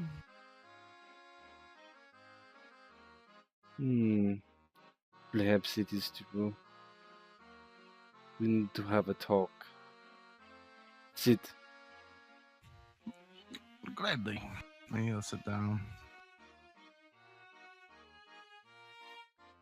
It is of my knowledge from my man here that you had told the church not to salt the door of the demon. Yes. I could just see they're clumsily trying to salt it and being caught in us.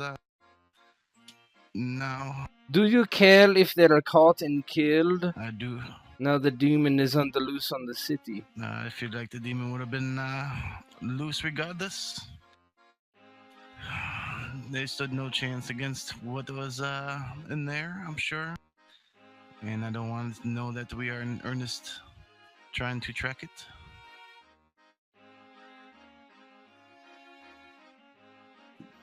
Frowns very deep. If that's what we're trying to do. I do not know what you are trying to do, Sir Umber. Well, it's quite simple. Get rid of a demon. Is that so? Do not be so presumptuous. There are many forces at work. And I'm starting to understand that. It seems that, from my understanding, that there's been some people in meeting with the demon, if I remember correctly. The priest is quite concerned that they are tainted, so to speak. if they took the deal, undoubtedly. You see, Victor took this deal, and they have not been able to reach Gabriel. I do not know where he has gone. What? Takes a deep breath. Well, where has the Victor gone? The priest says they found the catacomb that he called home, and they're to say that he is vanished as well.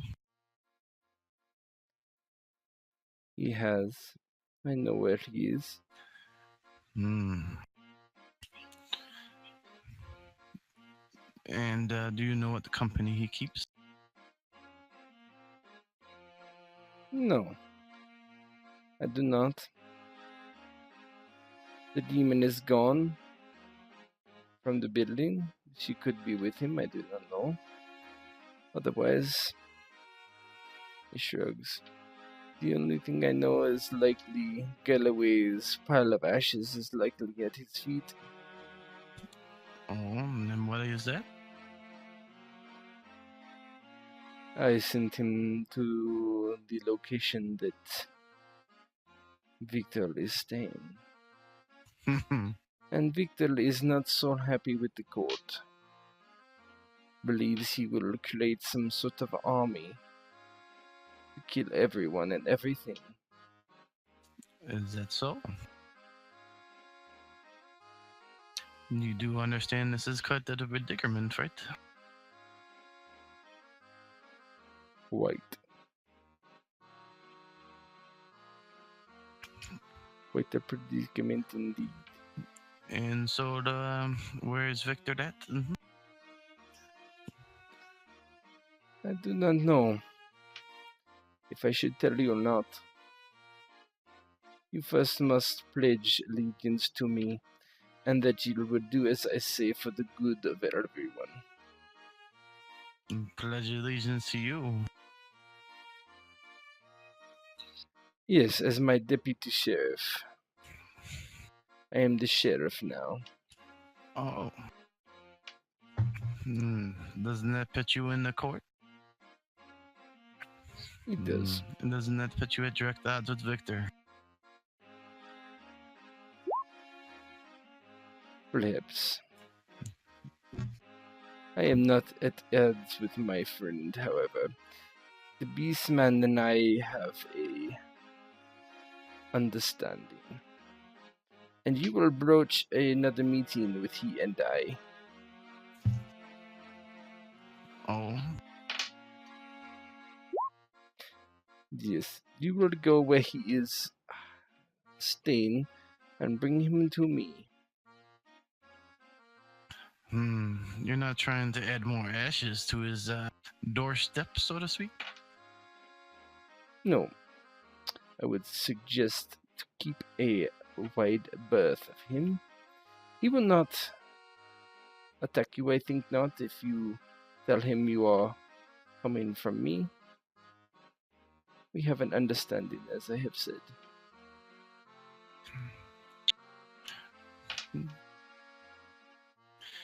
Well, in which case,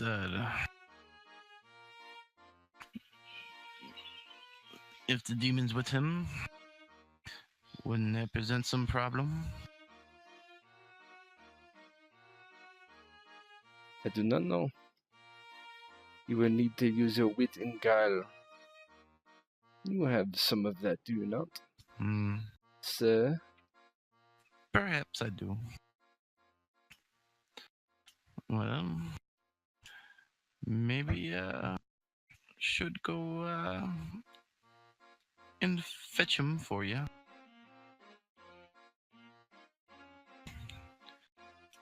Where would I go to do that now? Takes a deep breath. He is at the prison. Do not tell anyone else, at least for now. Then we have an understanding.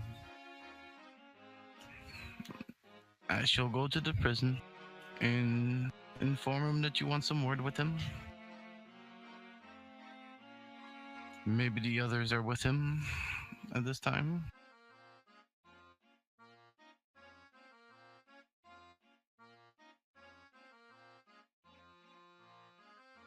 I do not know if anyone is with him.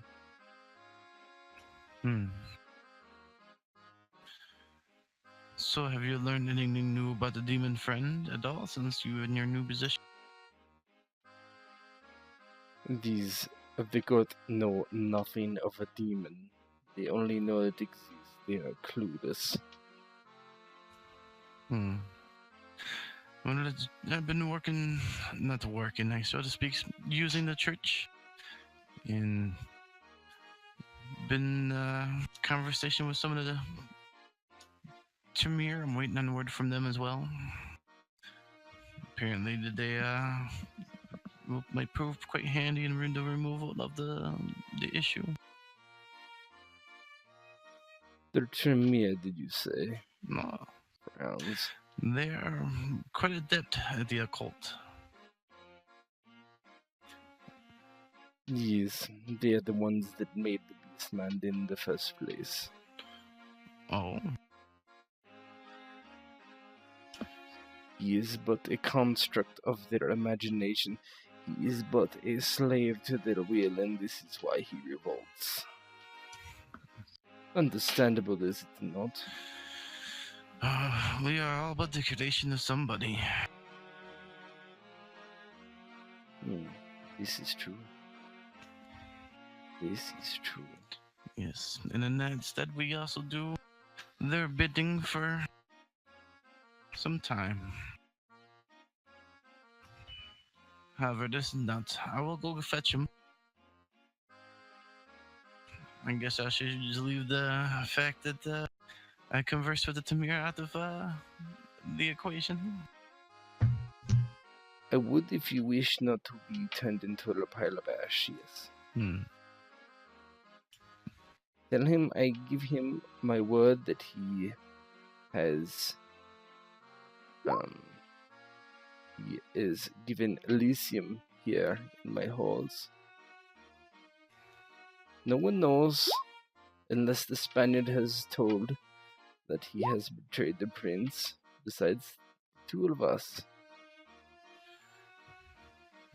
I would inform him. In that case, I shall beg my leave. Go, deputy. Bring him back to me. And with that, I'll stand up and do a nice bow and make his way out the door. And as you're leaving, do not allow demon to come with him.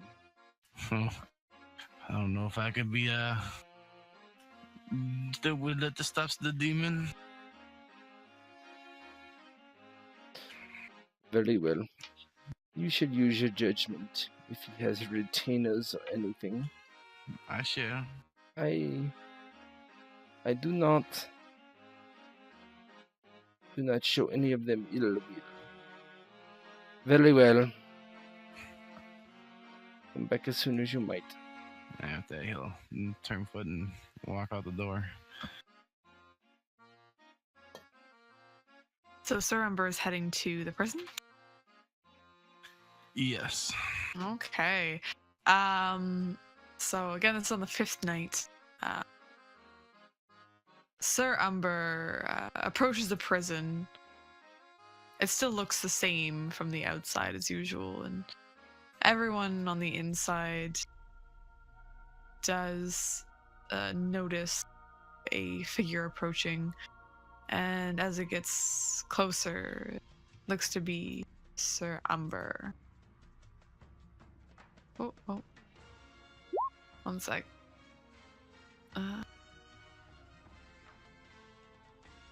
Okay, so give me one sec.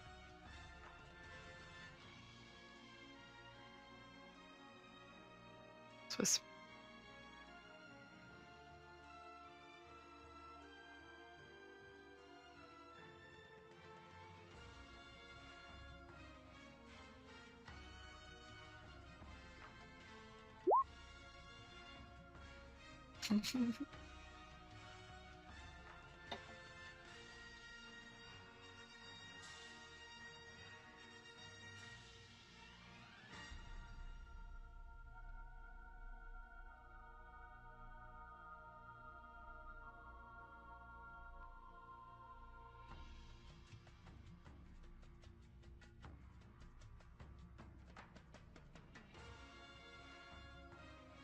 All right, so Sir Umber, you see the prison, like I said, and everyone else, you kind of see Sir Umber approaching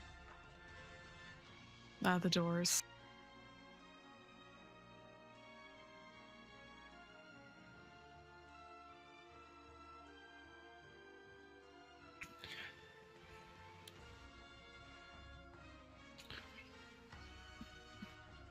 And Raziel, the demon, points out from the window. I think we have more company. And at this point, I'm assuming Victor has kind of gone out and maybe procured some of the necessary ingredients, quote unquote, to make more of him. Yeah, he's watching. He had been watching her, do the necessary rituals and watching this bubble like a stew. I'm sure. These things are all pieced together. Mm-hmm. It's kind of. So, Sir What is Umber, it that you you see? looks like someone outside. I don't know him. You go ahead to Sir Umber.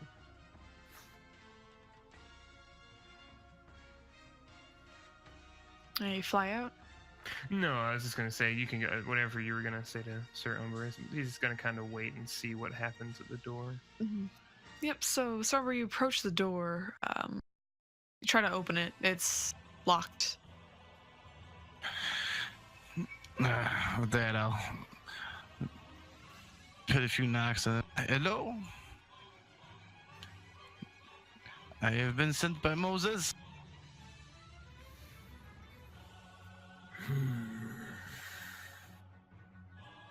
Victor War. Leander, would you mind? I suppose. We'll leave it unbarred from now on. We get many guests of late. We should give them a more proper welcome if they decide to show up here.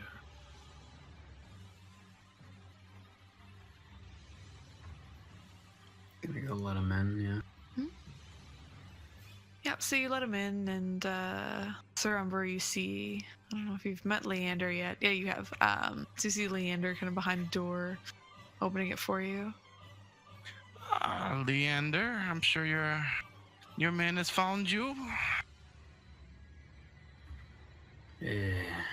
Excuse me. Well, went to a church and your man was talking to the priest there. He said he was your man and he was talking to them. Ah, yes, my man. It's been a rough week. Remind me, what is it that he said? Oh, that where they could find you and all this other fun stuff. You know, stuff to deal with guests. It was your man, wasn't it? Yes, of course. What was his name? I seem to have forgotten. Well, you know how it is when you have so many men. Their names all blend into one. Oh. Yes, I suppose. Maybe. I don't know. I just figured that the information he was giving them is quite different from what you're acting like, so I'll keep it at that. Could you describe him for me? Oh.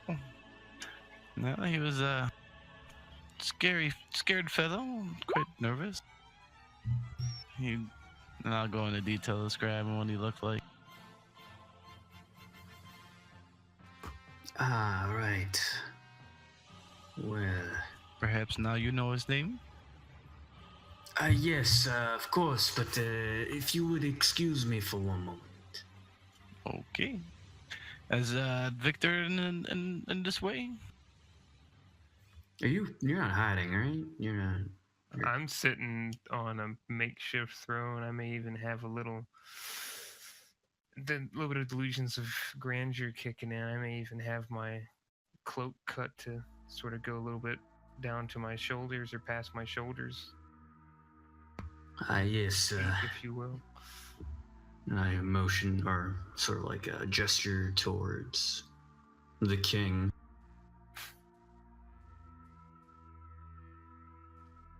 Who is it?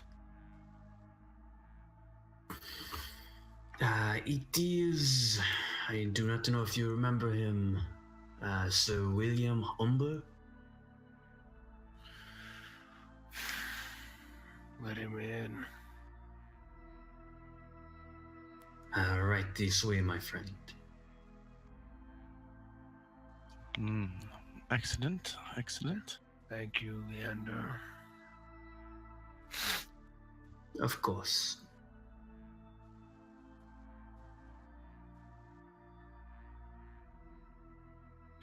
Victor, it has been a while, no? I would not call 5 days a while, but I suppose, depending on your perspective, it might be.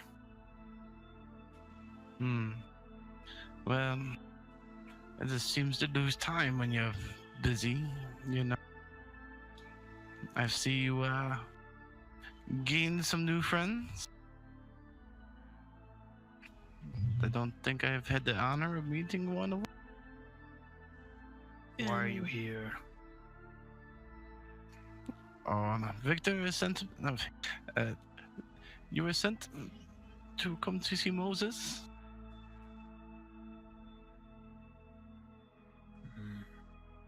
He said wants. you. Yes, he said you could have Elysium there, and nobody knows about your betrayal, but you two and me now, and apparently everyone here.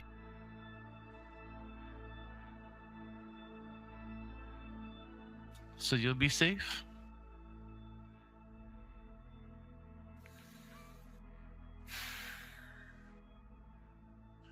Look over at Raziel and Do you require me to be here to observe the chamber? referring to the device. I can take care of it. It is no problem. Just be back by the morning. They need you. I will be here. Good.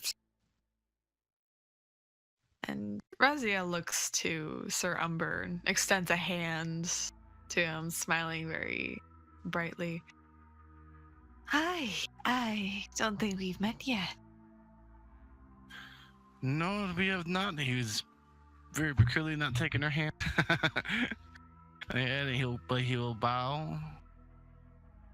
And it seems that you are the lady of the house now, with the. No, of course I'm not the lady of the house. And she laughed. No. I am just here to assist Victor. Oh. Yes. And I mean, I'm always here to assist anyone who needs it. I see. Yeah. And and what is your name? My name? You may refer to me as Raziel. Raziel. Yes. It's an honor to meet you. Yes, of course. The honor's all mine. What is it? Umber. That's your name? Yes, you could call me William, Sir William Umber. I go by Min. Sir William. Sir William, you look like you have much turmoil in your life, do you not? But who doesn't? Sometimes it's less turmoil compared to others. True, but you, it's so sad under someone else's thumb, trying to scrape by, trying to get the status that you deserve, but not quite there yet. You don't think you'll ever be there yet, no?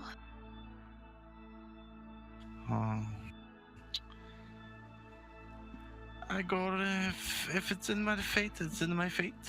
If it's just blessed upon me to move and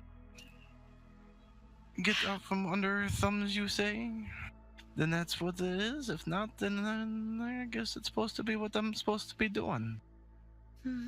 You're looking for a a blessing to get you further in your career. Well, and she'll kind of look around the room and look back to you, Umber. Look no further. I am your blessing.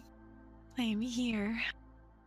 I can offer you what you need to get ahead, Sir Umber. Well, you'd be such a beautiful blessing, but how would you be able to help me? I can give you the power and the wealth to get what you want. Oh, and how would you go about that? Well, just ask Victor here what I've done for him and what I'm doing. Well, you look over Victor. What is she doing for you?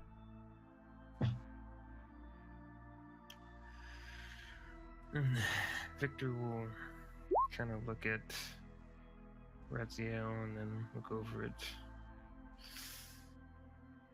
Umber. I would not tell him just yet. We must see if this one can be trusted. Of course, it is up to you, Victor.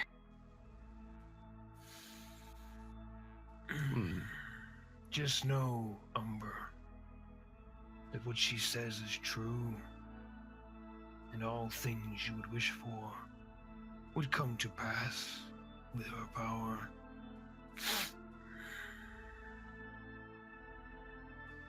Oh. And how does she do this with magic? Not yet. Perhaps later you will see. Would you like to accompany me, Leander?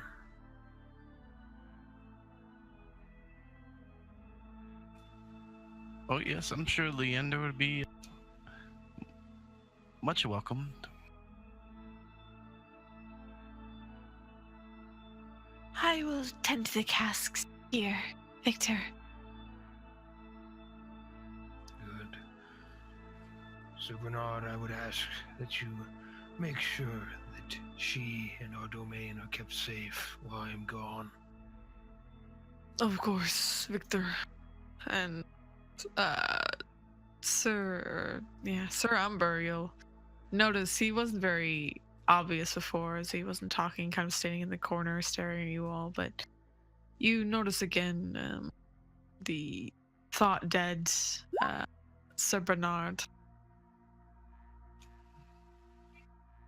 He'll glance over at him.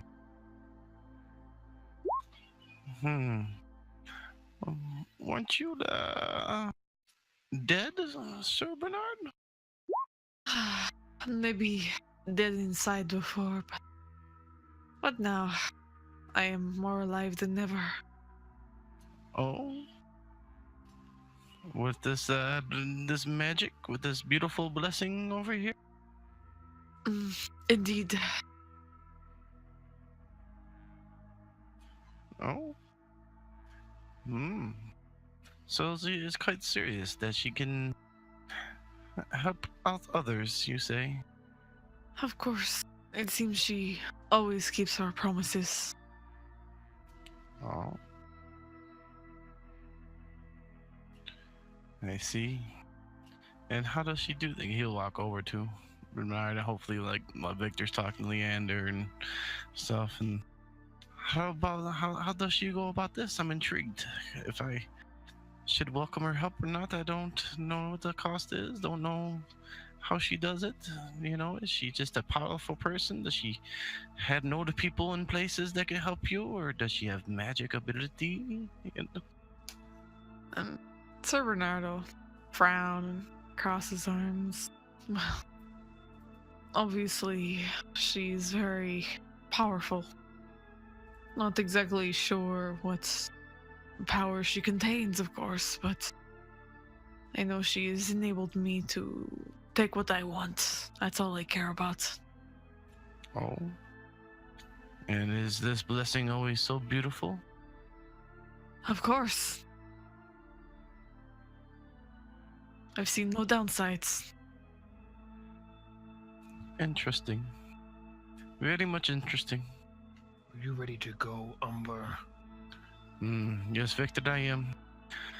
Perhaps when you're done at the new Sheriff Moses' house, maybe I could come back and discuss more with your womanly friend. I mean, not to impose. I don't think I'd like you to impose. Your nose is beginning to creep into crevices it does not belong. If that is your wish, then that would be fine. I just was wondering what blessings.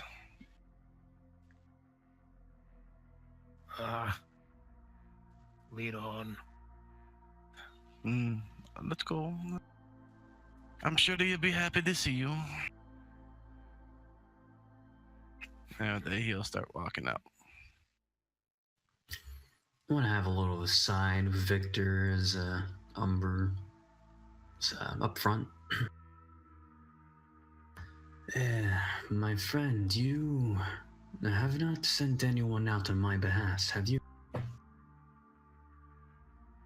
No, I know not your charges. Why? I see. I heard something interesting from our friend over there. I will look into the matter myself. I'll get back to you when I have more information. I trust your judgment.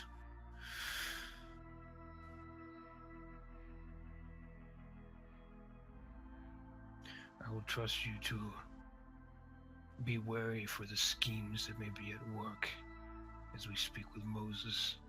I believe him to be true, but I know not what has changed in the last few days, where he is over Umber. I see. Perhaps we require eyes on the inside, my friend.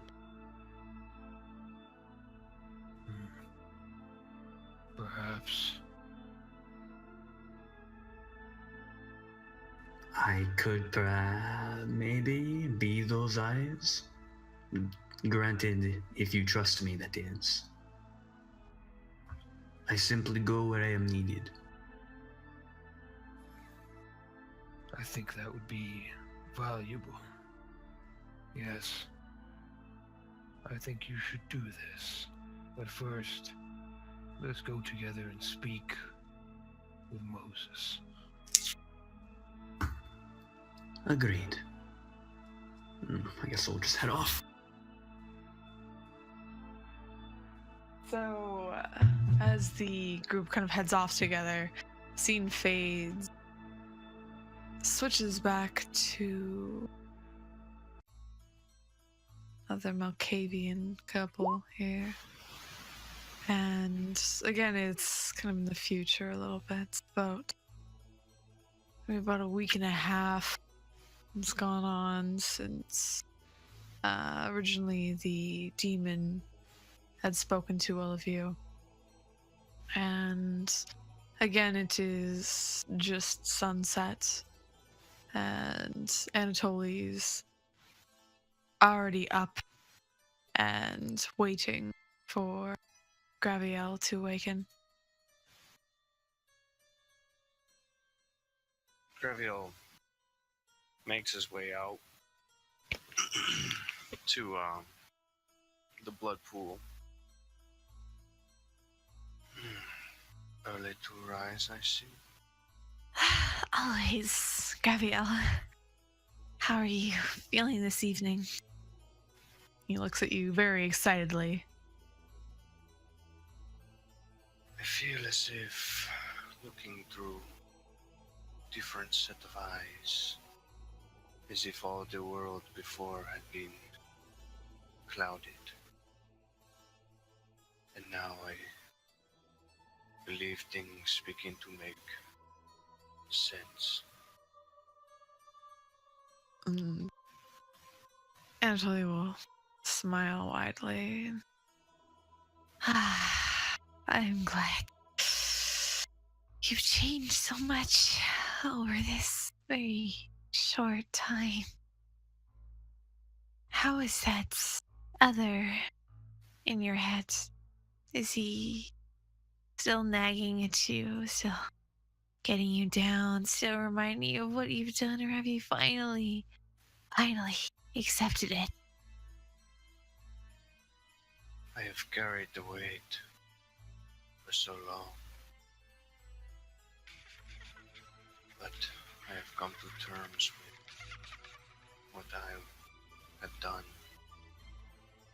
in my past life. Good, Gabriel. I think you're ready. I think you're ready now. What do you mean I'm ready? You didn't think I was gonna keep you forever here, did you? No. Well, finally, I'm gonna let you enact your justice, your mercy on those poor, pitiful humans. Yes, I shall become their savior. Of course. Gabriel, their savior. You will enact all what you think is just, fair on them. Anatoly, I would like to ask you a few questions, if you do not mind. Of course, Gabriel. Why have you chosen me? Anatoly will put a hand on his chin very dramatically, kind of overemphasizing it. Well, Gabriel, and get up from his seat at the bud pool. I find you fascinating that you decide to hold on to this humanity when you become a monster. I found that fascinating. You've tried and tried to hold on to it for all these years, but finally, with my help, you're finally able to discover who you truly are, what you truly meant to be. And is this not a monster? No, Gabriel, you're so much more than a monster. So much more. You're, as you say, the savior of humanity, Gabriel. Yes, an angel, so to speak. Yes, you're the angel who's descended upon these people to free them of their pitiful lives, free them of what they've done, free them of all the pain, the suffering, everything they've had to gone through. I shall weigh my judgment upon them and call the world of all the misgivings, the ill, and all of the unjust.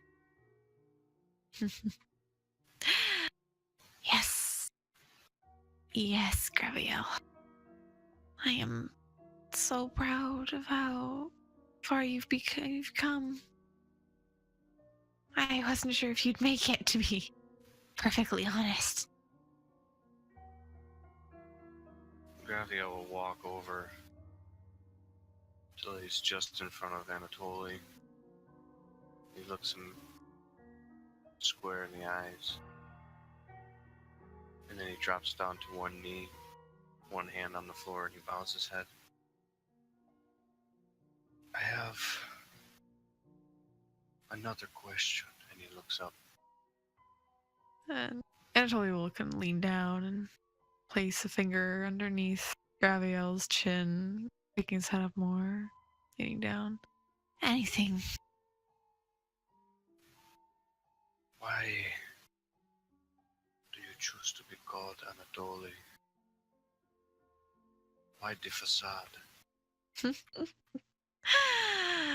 Well, life isn't fun without its tricks It's masks. Do you not agree that we all carry some sort of mask, especially with the beast inside him, inside himself? Yes, you can learn to master it to become better, but why reveal our true faces to those who we don't know? It's so much better for them to discover for themselves who you truly are, and by then, sometimes it's too late. And he'll give you a very wide smile. Yes, but only after agreeing to take these steps down this path that you will reveal yourself to me, who you truly are. It is not my fault that you decide to jump in head first with me. Do you always think everyone is so honest, Graviel? Is that how you view the world? Is honesty? There was a time, perhaps, but I tried to see through your web of lies before, and never did I see something like this. I've never imagined. No, many don't. No one doesn't. No one ever imagines I'd be who I am. I always think I'm a madman, a loony. They're mostly right. But being the one who birthed you all, so nice to see my children run around, just embracing themselves. And you, Graviel, you're another one of my children who I can be truly proud of. Just perhaps the saddest child. No, never. You are the savior, Graviel. That is who you want to be. That is who you believe you are. That is who you are. And who you will be. The savior of humanity. No sadness.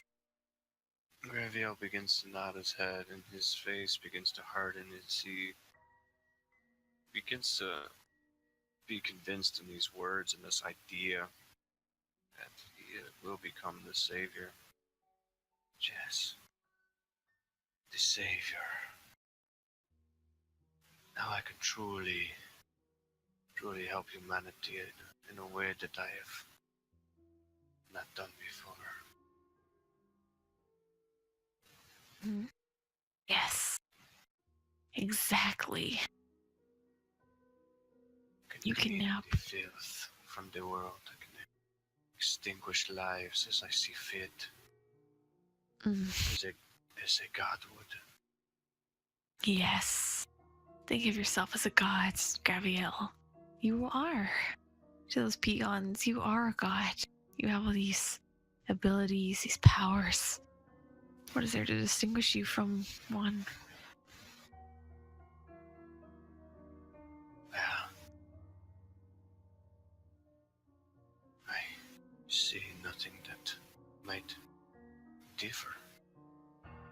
In many ways, I am just as you, but I suppose there are different powers, different lengths, different depths to our godlike status. Of course. Now, Graviel, I think it's time we go back so you can enact your justice. Be the angel that these humans need. These humans want. They don't know it, but they need you, Graviel. They desire redemption, and I shall give it to them. Exactly. So very proud.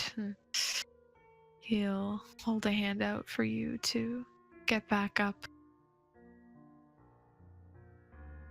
And Graviel takes his hand and rises to his feet, meeting Anatoly. Anatoly smiles widely before turning around and leading you towards a wall. Time to get back. Yes, there is much I fear that is transpiring in the city. And he'll smile, and a black kind of void will again open in the wall, and Anatoly will step through, bringing you forward into this void, Graviel.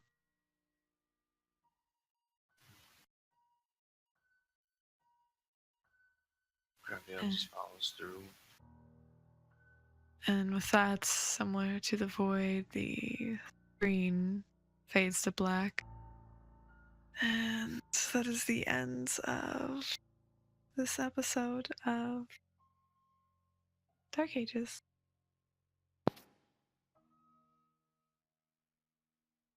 Oh.